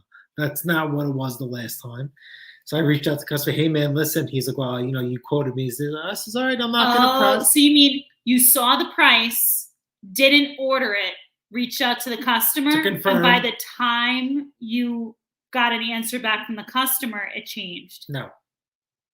One more time. No. You looked up the price. No, you're not listening. No, you're not listening. You guys all heard me, right? No. He looked up the price, saw the price, went to go ask the customer, and by the time you went back, it changed. No. Yes. No. Are you ready? He's not listening. Go ahead. Do you need to put your glasses on so you can? No. So I just did repair maybe 3-4 months ago. Based on that repair 3 months ago, I quoted that customer the same exact price. Oh, what based would on 3-4 months ago. That's even that was stupider. I was giving him the benefit of the doubt. I was making you smart. That would be like me quoting someone in my job. No. So anyway, 3-4 months transpired. That price increased the part alone 150%. Yeah, welcome to what's going on in the world. So anyway, I reached out to the customer, told him that there's 150% difference, and he didn't want to hear it nor have it. So then come get your machine. I decided to absorb the cost because he's getting other work done to do the courtesy thing. Courtesy. Place the order from that company, and then I get an email a couple days later that it's on national back order, and they don't know when they're getting it in. Yeah, those ships are Due sick. to the current issues of what are going on, which is out of our control. So because I don't want to be married to this machine, Looks I like want you to keep our are. reputation in the green. I had to go with another vendor who had it for more money, and I had to eat that cost on top of eating that cost. And it Can is you what it entertain is. us all? What was it months ago? Nope. Don't talk about it. That's content. Oh, come on. Oh, this So so Husqvarna, painful. Husqvarna does not make a superior product. They do not make a superior snowblower. They screwed you guys, a consumer. Oh, language. I know language. I sit there and say that Family channel. any snowblower is better than no snowblower. I tell people when they buy a Husqvarna, they bought the wrong orange. Through and through and through and through. And if you guys know what I'm talking about, we're talking about that plastic gimmicky POS console. I was talking to Eliminators Performance about this. They were supposed to come up with an updated console with reinforcement, potentially made of metal. They gave him that part number, and you know what they did? They discontinued it. They didn't even make a new one. Those dirty dogs. They hung you guys out, and they screwed you. Sorry. Ooh, things are getting hot. I will never let that go. I know Maddie left already, but I'm going to say I love you again, Maddie. Robert, Kohler engines were made here, yet up to about 2 years ago, now made in Mexico and China also. So I think Kohler makes a great engine from the K31. I know you know what? I don't like their lawnmower engines. Usually. Their lawn tractor engines, I know get a bad rap, those Kohler Courages, but doing my research and doing my things, if you bulletproof the motor, those Kohler Courages last a very, very long time. So it's up to you guys to do your due diligence, be forthright, and go about rectifying manufacturer issues. Mandingo is the perfect explanation for that. Mandingo is plagued with issues from the factory. We have spent thousands of dollars and time rectifying the factory issues to make it reliable as it is. Just forecasting bare spares parts again. Mm-hmm. Oh. Whoa. Oh, Timer gone high. So I think this gentleman here reached out to me. This is why we have to respond to every comment. He has obviously 2-cycle Echo backpack blower. He lent it out. They use straight gas, and it doesn't run. Oh. So I think I was able to help him get it running back again. You got very lucky. Yeah. 1, thank you for the birthday wishes. Number 2, check out this week's upload.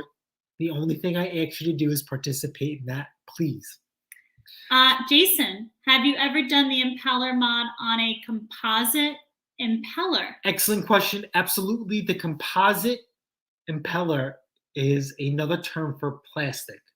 The plastic impellers I have only found on MTD made 22-inch machines that happen to be that self-propelled, that's a glorified lawnmower that a lot of you guys hate, that we appreciate here at Pate's Performance. One with it's only 1 speed forward, no reverse. A lot of people go through transmissions because of user or operator error, in which I believe. But yes, I have done it.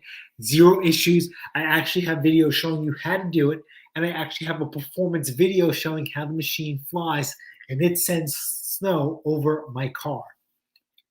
Ken says he's heading home. Great night. But your room is still waiting. I don't see you here.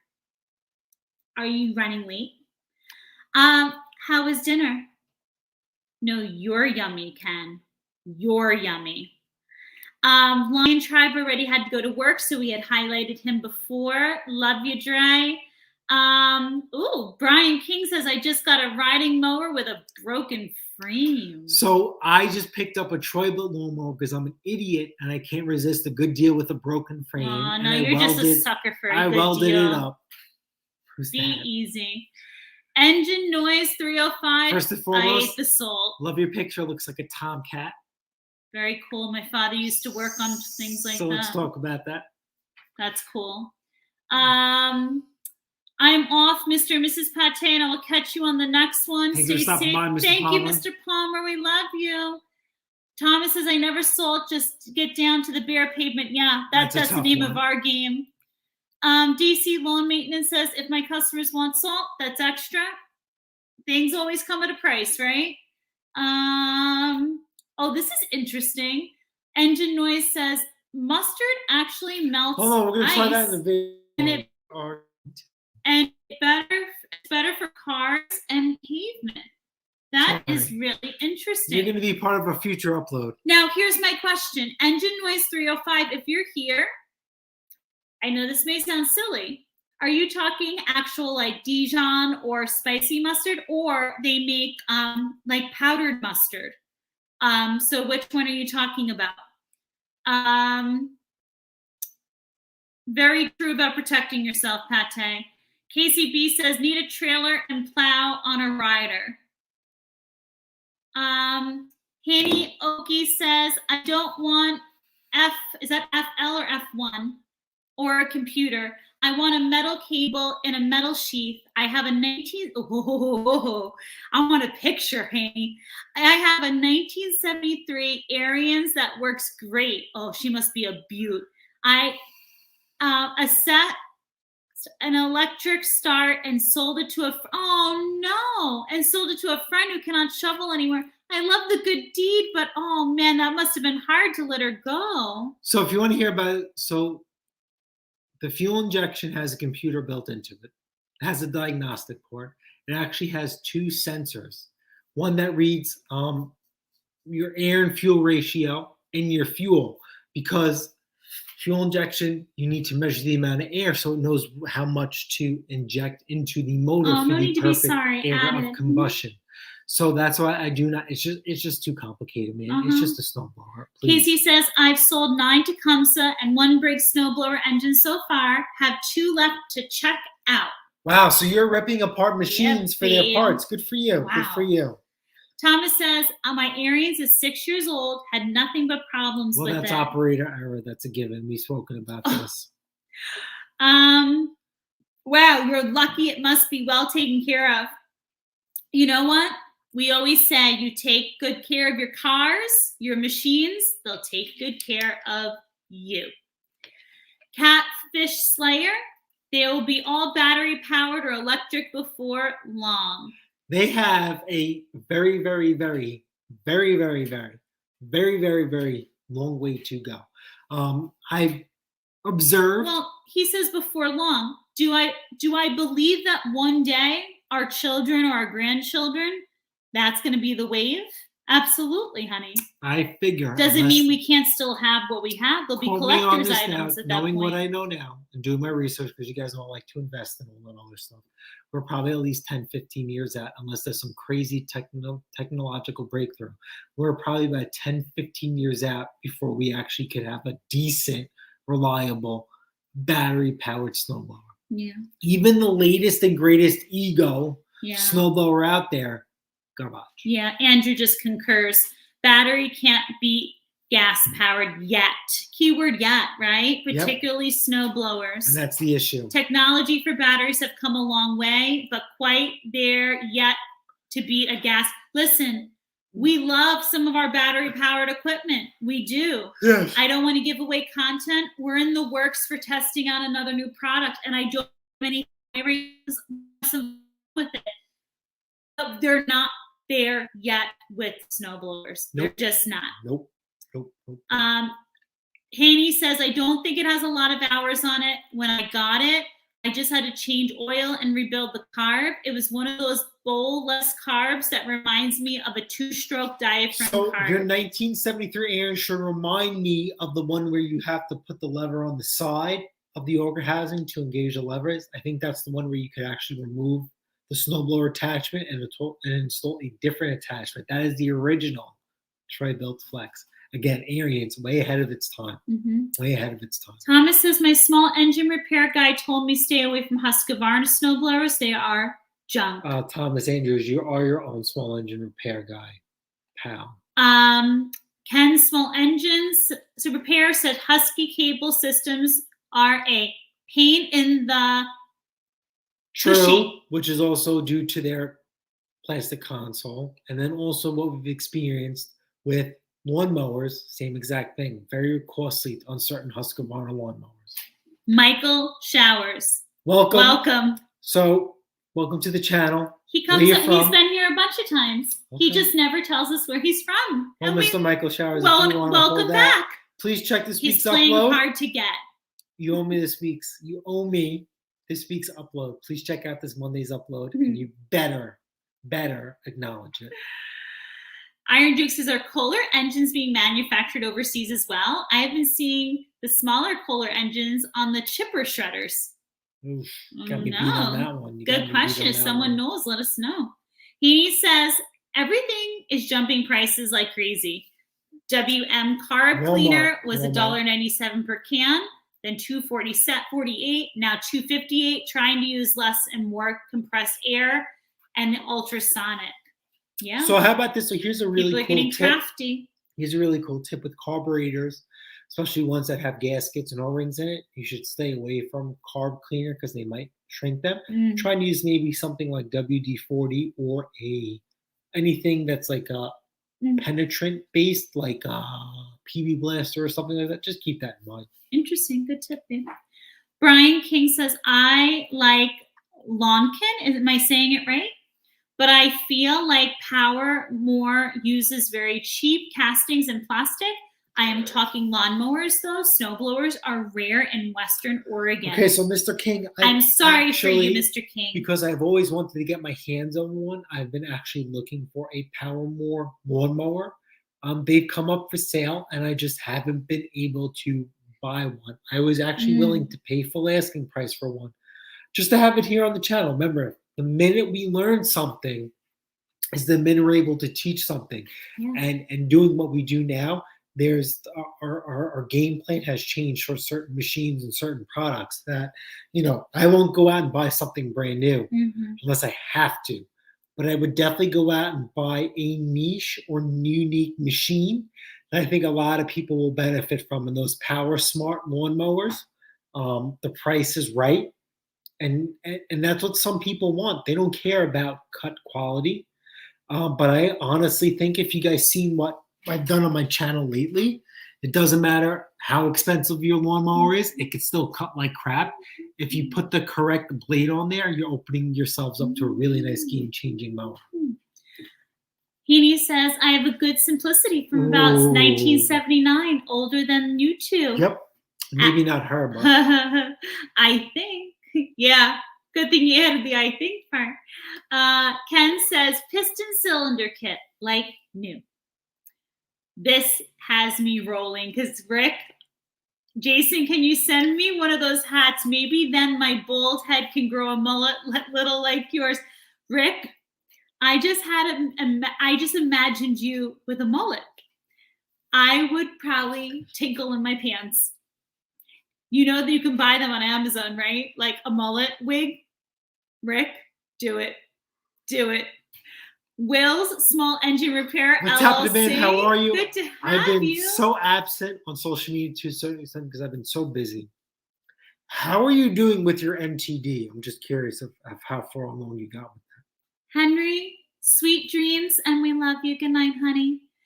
Haney says, salt, pepper, mustard, paprika. Is this a cooking show? No, but check out Uncle Ed. Uncle Ed whips up some yummy recipes over on his channel for sure. You're going to start making garlic bread until you mention mustard. Yeah. Okay.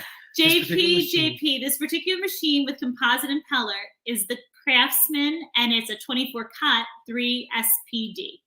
I posted pics in the blower forum today, which you commented on. Yes, modify that impeller.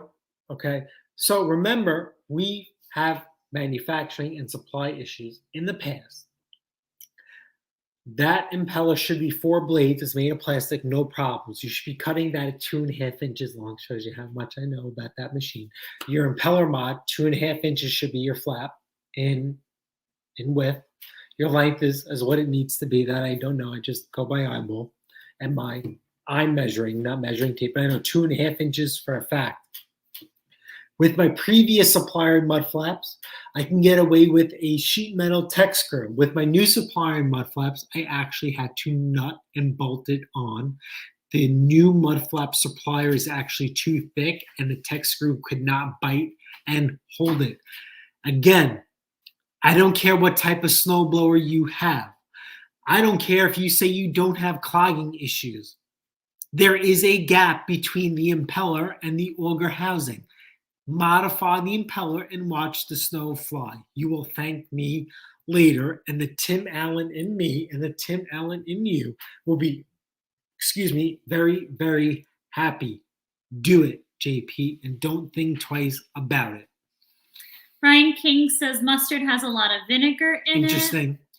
Cold temps are a huge problem for batteries. Let's see here. KCB says, have you seen the new 3-battery Toro 2-stage snowblower? Nope, because No. honestly, I don't believe in battery in a snowblower, so I'm not going to be bothered. But you know what? See, that's where him and I are a little different. Like, I'll be intrigued just to want to look at it, like just to touch it, feel it. So let's dive deeper down this rabbit hole. Not that I want one. Toro I just want to 2-stage feel snowblower, it, 3 batteries, easily over $1,000. If it's Yeah. less than $1,000, I'll be shocked. And then you know what I'm thinking? Like, okay, so now you got to make sure those 3 bad boys are charged up, right? Okay. And then don't you want spares? And then not spares. 3 batteries should give you a lot of spares, unless it How takes long does that last? Unless it all takes 3 batteries at the same time, then we got problems. Oh, that's what I was assuming. Number 2, what's the guarantee and warranty on that? Number 3, how much does it cost to replace that battery? The reason why we choose the Cobalt 40-volt line in our family is we've outweighed all those things. You're looking at a 5-year guarantee on the tool. Actually, I get confused with Milwaukee, but I think it's either 5 and 3 or 3 and 3. And the battery's around $50. $50 is a realistic price for a replacement battery, and I could live with that. We've had our Cobalt 40-volt machines. This is year 4 we're going on some of them. No issues whatsoever so far. We praise the Cobalt 40-volt line. Again, if you want to make the jump to battery, no matter what you do and what route you choose, please do your due diligence, do your research, and make those the things that we lay out in front of you, which is part of the equation. Consider those things before you make those decisions. For us, it was a little bit of an easy decision on what to do because of what I do. I make money fixing other people's things, not fixing my own. Number 3 is, actually, you said more than 3 things. I follow, because I acknowledge that battery equipment is here to a certain extent. I follow a certain particular landscaper. He's not on YouTube. I tell him to start a YouTube all the time. That he runs a completely green fleet in the sense that all his machines, soup to nuts, are battery powered. And he is extremely transparent with I love about him. His issue is the smaller machines, your weed whackers, your blowers, your hedge trimmers, the whole 9. He's very transparent about it. He uses Ego on those type of machines. He does not use an Ego lawnmower. He uses the Ego power head. He has his weed whacker attachment. He has his pulse. He has all those attachments for it. The issue is when it goes in for warranty. This was pre-COVID WooFoo. This is when everything was fine as usual. He was still having warranty issues as far as a fair and decent, respectable turnaround time. He ended up buying extra units to cover extended warranty repairs because either A, the shop could not fix it, so they had to send it to the manufacturer for repair or warranty, or B, parts issues. And so he ended up having to buy extra. So like I said, it does have some sort of way to come along. That is strictly with Ego. Us, with Firsthand, we actually had to warranty out a Cobalt product, and it was the most painful process ever. I'll be very, very honest with you. Love the brand. The warranty process sucks. But don't forget this warranty process that we had happened to happen in the middle of COVID. So there was a lot of complications due to that. So who do we really point the finger at? So I actually vlogged it, and I actually withheld that video because I felt it was an inaccurate documentary of the process considering of what is going on. And that's the only reason why. COVID or WooFoo, whatever is going on, that's not going to be around forever. So I didn't feel it was accurate to release a video in the light I was going to considering the fact because all businesses and all companies are going through the same thing. Mustard is vinegar, and we're going to use it as a de-icer that is basically vinegar. Interesting. Tough to find parts for our Palomar. Okay. I've been coming quite across a few pressure washers lately. The last one was with oil filter and pressure. All right, so with pressure washers here at Pate's Performance, and I will tell people time and time again, and I even told my job, I bit them in the butt. Pressure washers, for the most part, the motor is always great. The pump is always the X factor. With pumps, it is not worth rebuilding if you can. There is an X factor, a lot of unknowns.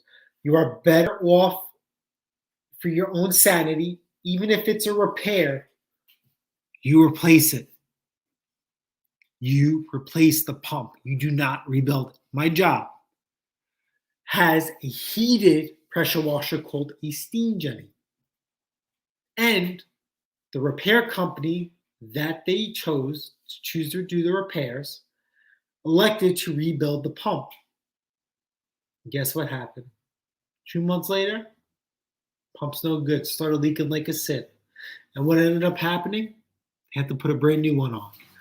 And because my company is the way it is, and that's something I'm not going to go down, they actually paid for the new pump. They didn't push for a warranty. They didn't push for credit that they spent on rebuilding the used pump to put it towards a new one. If you want to try and rebuild your own pump and waste your time and your dime, that's fine. Do not rebuild a customer's pump. Just get a new one. Just please, please, please get a new one. There is no other way, no other thing about it. Wow, guys. Okay, I'm sorry. Hold on to let her finish. So with pressure washers, as you guys see, we're very transparent. We actually upgraded to an electric pressure washer. What are you on, 3 years now? Or 2 years with an electric pressure washer? We will never go back to a gas pressure washer. It does the driveway, does the cars, does the PVC fence, does the sodding, does the house. We're good. But we also didn't get your cheapest pressure washer. We got the Greenworks Pro 2300 PSI. We technically downgraded from a Honda powered 2400 PSI. We do not miss the extra 100 PSI. So we're changed.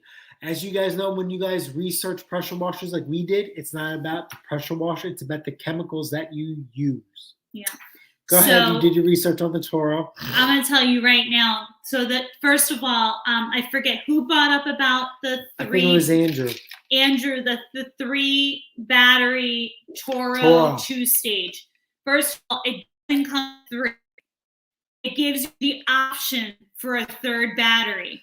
So with the 3rd battery right now is on national back order. It has the spot for 2 batteries. A battery lasts for 90 minutes and needs a recharge. But depends on your snow removal conditions. And it did, and they do have that as a disclosure. I was just reading the manual just now. Anything past 5 inches of snow, they list in the manual, cuts down your battery time almost in half. So there you go right there. So then basically they recommend running double batteries. But guys, gals, most of you who live anywhere with any kind of decent snow, like, come on, you're getting more than 5 inches. And they claim to be the toughest snowblower out there. This is what you can do with that. Like at $1,766, like, you can keep it. And then when you're with your on back order 3rd battery, yeah, that's why you need a 3rd battery. Rick, I love you too. The graduates are moving. She's older than he is. By then, some young guy falls in love with an older woman. I got you, boo-boo. Don't worry. A buddy of mine is going to buy it from me. So that MTD that you're giving to your buddy is a phenomenal machine. I think it is one of the best generations of version of MTD that is triple belted from the factory. Modify the impeller, service it, and let that E. Yeah. Roger says, Jason, I don't think that plastic Husky console would live through a summer temperature, let alone a winter. It has. It just doesn't last long. Kenny says MTD has the worst gaps, 1/2 inch or more leaf and snowblowers. Interesting. Henry! It is the evening, and we're actually about to be wrapping it up. Let's see here. We will be having a video with Henry. That'll be interesting. Did you get the Cobalt backpack blower deal? Yes, it is still sitting brand new in the box. We have not been able to unravel it and do a video on it since we purchased it, but we do thank you for bringing that deal to our attention. Jpate's performance is always about growth and acknowledging. Remember, if you don't change with the times will change without you, and we are absolutely opening and willing to change, but we will do it in a transparent and efficient manner. If you guys don't know, I really haven't spoken about it. Our town that we choose to call home has even tightened their restriction on gas-powered leaf blowers. Will says no battery outdoor equipment here. Understand. You know what? Well, to each his own. I absolutely love for like the decks, my hedges, the weed whacking, chainsaw. No qualms at all with the battery pack. We've got, like I said, a video coming to you soon on a lot of little. I don't want to give it away. But at the end of the day, like, don't knock it till you play around with it a little bit. That came out wrong. Play around with it a little bit first before you say you don't like it. You know what I'm saying? Bald Eagle, I love you. I didn't even see you come into the chat. Buddy, I love you. Where were you? I have not seen you before, but just subbed you. Oh, Bald Eagle. And if you're on Instagram, check him out there too. I didn't know KCB had a YouTube channel.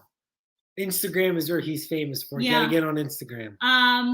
Yeah, 2 batteries to operate, 1 to boost. Yeah. And then you have none for the backup. 1 to boost ain't ready 60V Toro battery, single stage is 3-year warranty. That's not a bad, but how much does the new battery cost? Yeah. Let's see. Love my Skag mower, Echo SRM 2620, PB 2620, and still. Skag mower SRM 2620 is their weed whacker. PB 2620 should be their leaf blower, and still FS94R should be another variant of a weed whacker. Is it an interchangeable head? Is that I'm not too familiar with. Yeah. Thanks, greatly appreciate it. Yeah, definitely. KCB, if you're not subscribed, definitely check him out. Also check him out on Instagram. Phenomenal guy to follow. Click on Henry's Like comment. I said, he's gonna. Yeah, I'm gonna do that next. So I wanna let him know to keep a lookout for us. Again, KCB really bought to Arians. A great question today on Instagram. So well written. They really wrote back to him in a professional manner as well. And there was a really great parlay between the two of them. Henry was at Home Depot, all electric mowers there. Henry, be sure to check us out. We are getting such an influx of people wanting the two of us to do. Let's talk about lawnmowers. So anyway, lawnmowers. There's going to be, I'm not done. Let me finish. There's going to be some great videos coming our way about what the lineup is like there. We spoke about lawnmowers, maybe it was like a month ago. I went to Lowe's. They were sold out of gas-powered lawnmowers. All they had was electric lawnmowers that were left. And I reached out to a couple of people local to me and says, guys, you got to hold firm to your prices. Don't budge within a certain amount of reason because the ball is in our court. There is no resupply. And then also later on in the channel, I documented that at this other Lowe's, they ran out of Arians compact 24s and they are not getting any more in stock. And for people like Henry and I and Catfish Slayer that are out there, KCB maybe, in his area, there's going to be a shortage again.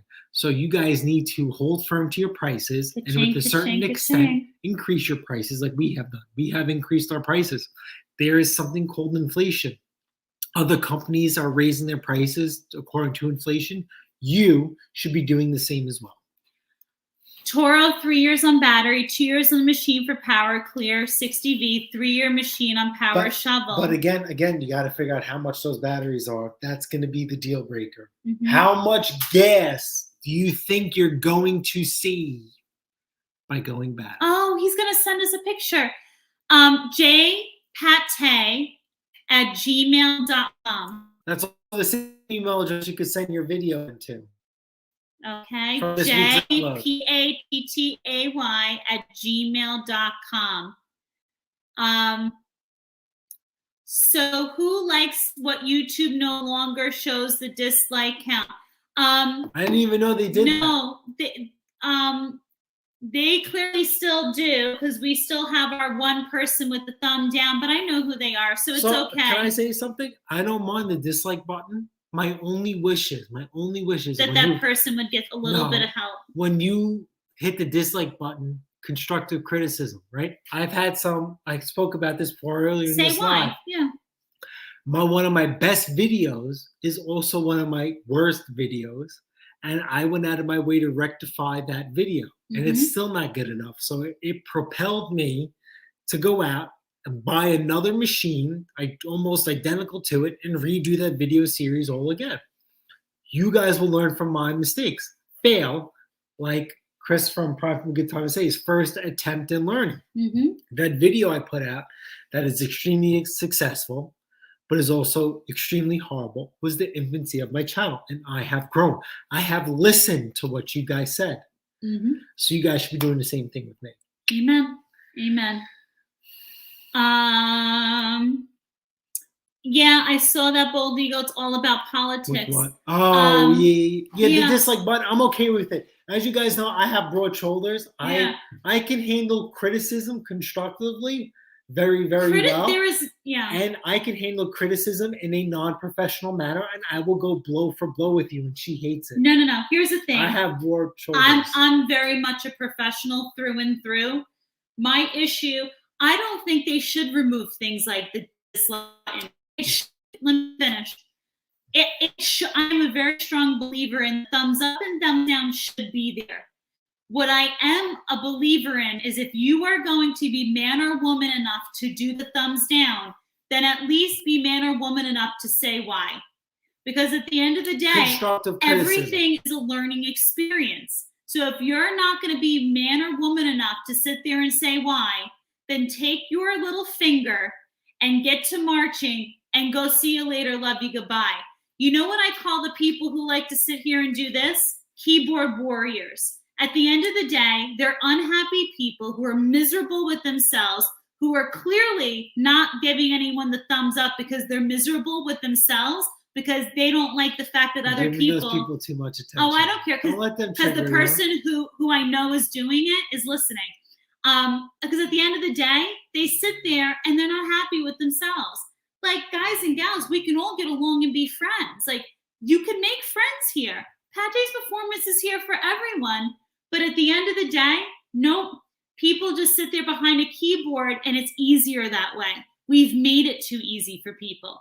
Roger said he saw that. Yeah, still see dislikes, Ken. Yeah, it's fine. Dislikes, it's you still fine. Get dislikes. That's fine. I like my 4300. That's a solid unit. Yeah, that's an excellent one. He got it for free. Can't beat that. They're talking about that. Ken's wife is older, but only 2.5 months older. Mine beat me by like 10 years. Prayers. Not sure where to check. I'd rather not see them anyways. I can honestly say I never left a thumbs down on any video ever. If I don't like it, I move on. So, yeah, as a content creator, as a student, as forever a student, I have left thumbs down, but I will always go out of my way and offer constructive criticism. Yeah. I also kind of a believer that at the end of the day, who's anybody to feel they're an expert on anything, right? Isn't everybody also not an expert? If they left the detail out, if their video if the title had nothing to do with their video, oh, forget clickbaiting. Yeah. Good night, Thomas, honey. I know you got an early morning. Absolutely. Later, cupcake. Yeah. Kenny, I saw that. But did you see they're on back order? And I caught one company selling them for $370 for 60. They scratch for that price. That's a lot of money for a battery. No, thank you. Gold Eagle, good night, sweetheart. Yeah, the Flex Force Toro battery is $350. That's a lot of money. I'm sorry. A lot of money. And we don't know the warranty repair process. So how about this? I know Milwaukee, right? Because I've warrantied out Milwaukee stuff. Milwaukee has stuff back to you in 7 to 10 days. If you warranty out a Milwaukee product, you actually can go to an authorized vendor, which we don't have a good relationship with them anymore because they screwed us. Now we go online, we fill out a form. Milwaukee gives us a prepaid shipping label. We have to supply the box and the packing material. We send it out to them. 7 to 10 days, they have that tool back to us. What if you are a company that's just starting out and that's the only tool that you have? What are you going to do for 7 to 10 days? Shut down? Not offer that service anymore? Cut back your quality? It's very, very different. Very, very different. Will says, the SRM is Shea trimmer. What I tell you. What I tell you. I like how Zippo says, if you don't like the video, hit the thumbs down twice. God bless. Bold Eagle says the creator can still see their dislikes, but the views cannot. Okay. Iron Duke says the certain person needs to inject Viagra in their thumb. Oh, Iron Duke, I love you more with every comment. I like that. Amen. Tell me why. Mowers and blowers outdone. I'm not going to check tonight. It's a late night. Love you. Got happy juice in my cup. Rick I got seafoam in my cup. Rick gave a gazillion thumbs up. Kenny, they were supposed to make that happen in August of this year. So, here's the thing. Listen, we live in a world where they want everybody to, poop rainbows and unicorns, right? We don't want to hurt anyone's feelings. So you know why that got pushed off to 2022, because it was supposed to be August of 2021 that you were supposed to be able to see that. Now all of a sudden they're saying February of 2022. You got 2 minutes when we're talking about snowballs. You still haven't gone to those pictures. Let's see. Walk behind, talking to each other. Okay, and we've gotten through all my friends. So hold on, because we talk about cold. No, we're good, because you're at 2 hours and 30 minutes. We got people going to bed. So Ken, that was an awesome video with the pulley. That's something like you that would know that. I would never know that. I mean, that machine is older than me, I feel like, but you were able to talk about the difference between a V-groove pulley and a non-V groove pulley. Absolutely amazing. My main concern is that the guy got rid of and eliminated all the drive mechanisms to lock it in that speed. How much is it going to cost him to put it all back together once you put the correct pulley on there? Once you lock it into drive, is this thing going to take off? Is it going to walk the speed that it's not supposed to be in? Obviously, you would know better than me because I do not deal with the machine on a commercial level as much as you do. Yeah, seafoam in my cup. Yes. I sent a video of Arians. Yes, fantastic. We will definitely observe that. Everyone gets a trophy. Absolutely not. Cobalt 80 volts. Here's the deal. You guys know we love Cobalt. When we did our research a couple of years ago, 80 volt was in its infancy. I believe as a homeowner and what we wanted to do, 80 volt was not in our needs. It didn't meet our needs. So you guys don't like to overcompensate for certain things. The way we were introduced into battery-powered machines, 80 volt was just not in it for us. Believe it or not, you guys own the channel. I actually purchased an 80 volt weed whacker for a coworker. It was actually cheap enough for me to buy him a new weed whacker, then to keep repairing his for free at no charge, labor-wise. He would pay for parts. I got so fed up that I just bought him a Cobalt 80 volt weed whacker. The machine is heavy. It is not well balanced because of that 80 volt battery. With us, as we say time and time and again, battery-powered equipment is as good as many batteries as you have. You guys have seen on our channel when we run errands and chores, we make sure, because we like to be, we're preppers in a sense that we have more batteries than what we need to charge and ready to go. When you buy your first battery-powered piece of equipment, you need to look beyond that piece of equipment. You need to look beyond that feeling. Hey, I like that weed whacker. If that weed whacker works out, maybe I'll dive into a hedge trimmer. If that hedge trimmer works out, hey, you know what? I got these really tall abrevieties. They make an articulating hedge trimmer that I can pivot on different angles. Maybe I want that one too. And every battery-powered piece of equipment you have to buy doesn't have to include a battery. Maybe there's some machines you want to buy with the battery, and there's some machines you don't. We just happen to have a plethora of batteries because, believe it or not, some of our Cobalt 40-volt battery powered equipment is used second hand. Right? That's what this channel is all about. Getting a good deal. So, because it's battery doesn't mean you can't buy it new. You know, what's the worst case scenario? You buy a machine that has a dud battery. What about warranting it after your new purchase? Just throwing that out there. I'm not trying to, just throwing that out there. Now, if the machine that you bought is no good, well, then you kind of crap out of luck, but that's the risk that you take. And maybe there's a thing where you could buy the same one, put the defective one back in the box and say, you know what, I'm not happy with it. I don't want a replacement. I just want my money back. Thank you for giving me that opportunity. Just throwing some other alternative ideas out there because that's what we do here too. Luckily, knock on wood, we have never had an issue with our Cobalt 40-volt equipment. We've had one, and that was user error, and it was an absolute nightmare to warranty. But again, because of what is going on, it's not fair to put that company out on blast. Mm-hmm. So I have asked you guys to show me. Thank you, Roger. In fact, it is getting late. We've been on for almost 3 hours. We have to be in minutes. We have to be almost 40 minutes away. So this community post, I get a chance. I'm going to reiterate it on Instagram. We talk about. I show you guys my projects all the time, and I'm okay with that. That's just the belly of the beast. The biggest compliment to me is your trials and tribulations and your success based on what you've got from this channel. What I also like to see is your projects, and I have definitely got a couple of projects in store for you guys. And probably the first one I'm going to see, I probably should have saved it for last, but the Pate's Performance Way prevails. So let me show you this. This is going to be right off the bat. Screen share. You know, as much as we do this, we should be better about this, right? Share. Turn the screen, share. Here we go. Let's get rid of us.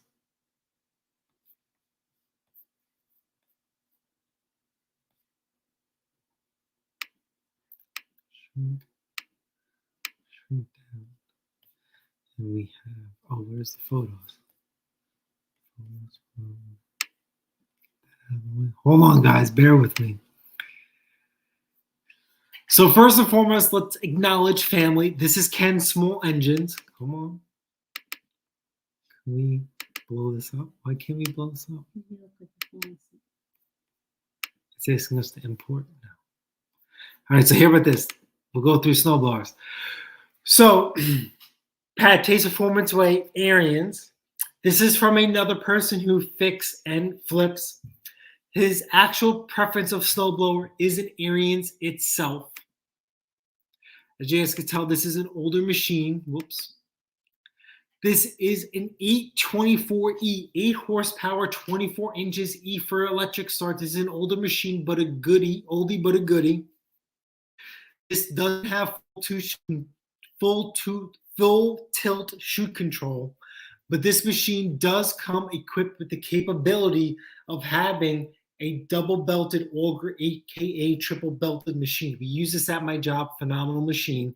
He decided for the first time to take my advice and he paint matched the wheels, bringing this machine up a few years younger and increasing its value. See that? A little bit of paint goes a long way. Next one up is another subscriber. He actually has a barn. In this picture, it looks like he has 2 of them. And I am very, very jealous of his workspace and area. All of these machines, he has not paid a single dime for. Unfortunately, where we're from, we do have to pay for. He said that he put out about 15 to 20 ads via social media and other online platforms that cost him $0, and that's how he amassed all these machines. I probably couldn't sleep at night looking at all this money in the bank. If you could look right ahead here, this is your 5 horsepower, 22-inch MTD. Behind that has to be some sort of 8 horsepower, Tecumseh powered engine. Judging by the chute, that has to be a Toro, right? If you want to look to the left, you have these iconic Toro single stage snowblowers. Go further up, you see these orange machines with the orange handles. Those are Simplicities. Those are absolute icons, tanks, monsters, worth their weight in gold. If you have those machines and the existing engine gives up the beans, those machines are worth a repower. Please, please, please love those till the end of time. Now we're going through his personal collection. Again, he goes through free machines. This is a John Deere 1130 SE. What's going to throw you off is that there's a Tecumseh on there. That is not original to the machine. Those machines are also shared by Simplicity, John Deere, and this other company called Frontier, which shares the same color green, powered by a Briggs & Stratton. He got that for free and slapped a Tecumseh on there. Another great, great, great solid machine. Has his drift cutters out, again, for free. Mind-blowing. And if you look towards the chute right here, that chute control is actually powered by a motor. There is no joystick to control it. You use the motor to rotate the chute left and right. Phenomenal find. Then we could look at his tried and true old school John Deere. That looks to be an 8, and it's missing an 828, maybe a D. So judging by the console, we know that John Deere has been made by a couple of brands.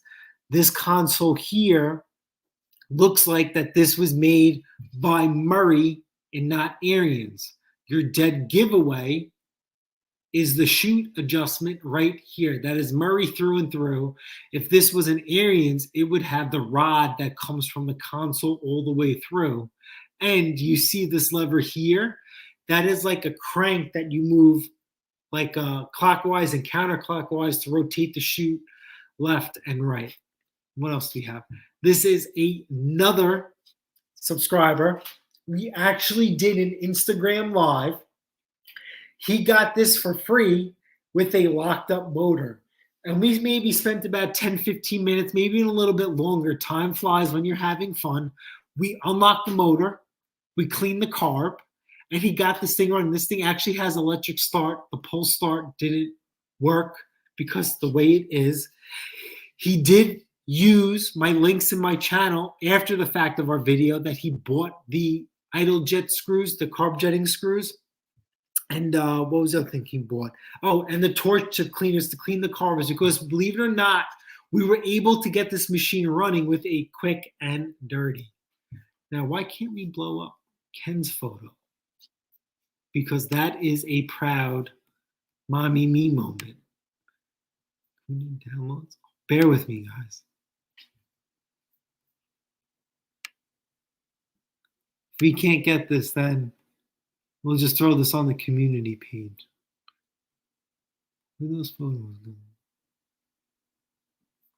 All right, we're going to check out the community page later on. We will acknowledge that. Yeah, but I don't know where it went. They popped up, but I don't know where they have to put them. Anyway, so I'll let the cat out of the bag. I don't want to give away Ken's because that's his claim to fame, but he gave us the okay to do it. The proud daddy me moment. Ken's daughter was actually able to secure their first home. Congratulations. Yay. In today's market, as challenging as it is, that is probably one of the best compliments you could ever have as a father. That you have able to raise father and mother. They did a yes, beautiful job. That you were able to raise your daughter to the point where they're able to accomplish that such is beautiful, a feat. Ken. Absolutely. That is beautiful. And now, Ken, there's no reason you can't come and live with us. The wife can maintain the Connecticut home, and you could come and live here. You know what's funny? If things don't change around this could here, be your snow. This could be your snowbird. We could turn our home into like an old retirement home for mechanics or something. What do they call that? A bed and breakfast. No, but what do they call when they put the old people in a home? What is that technically called? A senior home, like a retirement village. A senior assisted living home For small engine mechanics only. That's it. You have to have one requirement. You used to be a small engine mechanic or tinker with things in the past. Oh Then you could stay here with us until the end of time. With that being said, guys, listen, this is almost 3 hours. Jesus Christ. And we have to. Time flies. I'm gonna fail at the eye doctor tomorrow, and it's not gonna be because of my eyes, because it's gonna be my eyes are swollen shut because this is past my bedtime. Anyway, on that note, okay. On that note, remember to be good to each other. Yes. Remember to be. Sorry, let me gather my thoughts. Don't splash on my computer. It's only sea What's wrong foam. with you? It's only sea foam. Anyway, remember to be good to each other. Please. Remember, everything that comes out of your mouth can affect someone else. And remember, if there's even an inkling of what you're saying is not kind, or you think it could affect someone else, don't say it.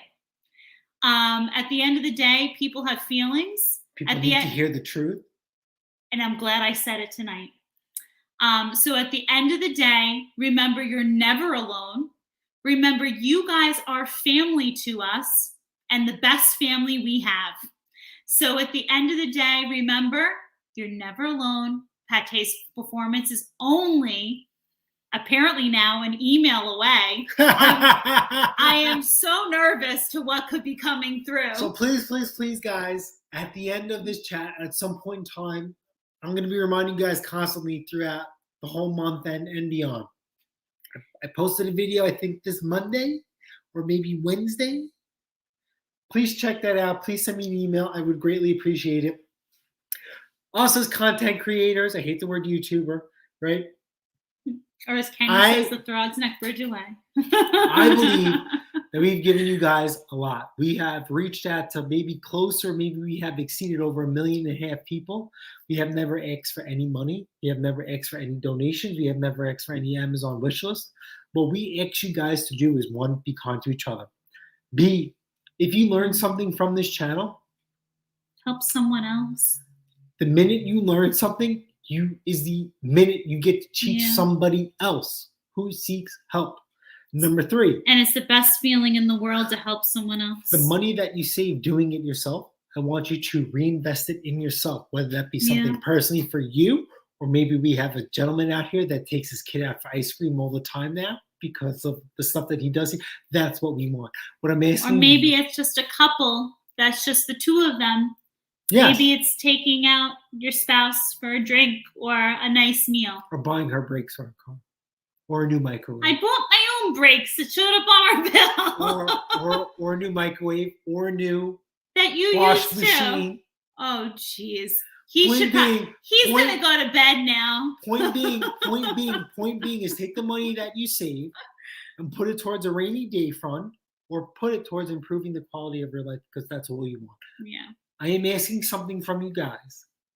That's something that I cannot do on my own, something that I cannot fulfill, which I had no idea. It blows my mind. It costs you nothing but time. It is absolutely free.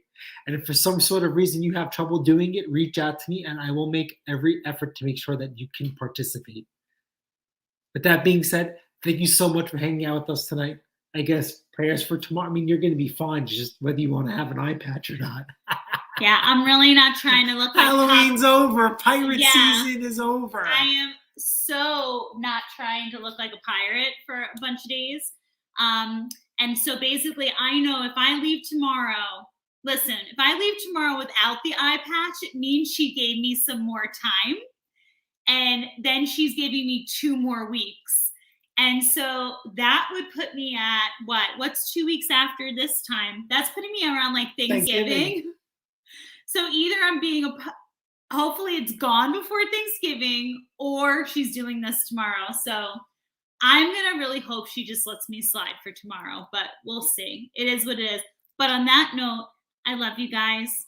Please, whatever you choose to do this weekend, make sure it's something you enjoy. It fills your heart. And remember, don't give more than what's given to you in return. Life is just so short to not be happy. And Rick, Here's looking right at you. I love you. What did you say? They asked me if my eyes had ever been checked. I said, no, they've always been brown. That's cute. I like that. You guys always make me laugh. On that note, remember, we'll see you on the next one. Later. Later.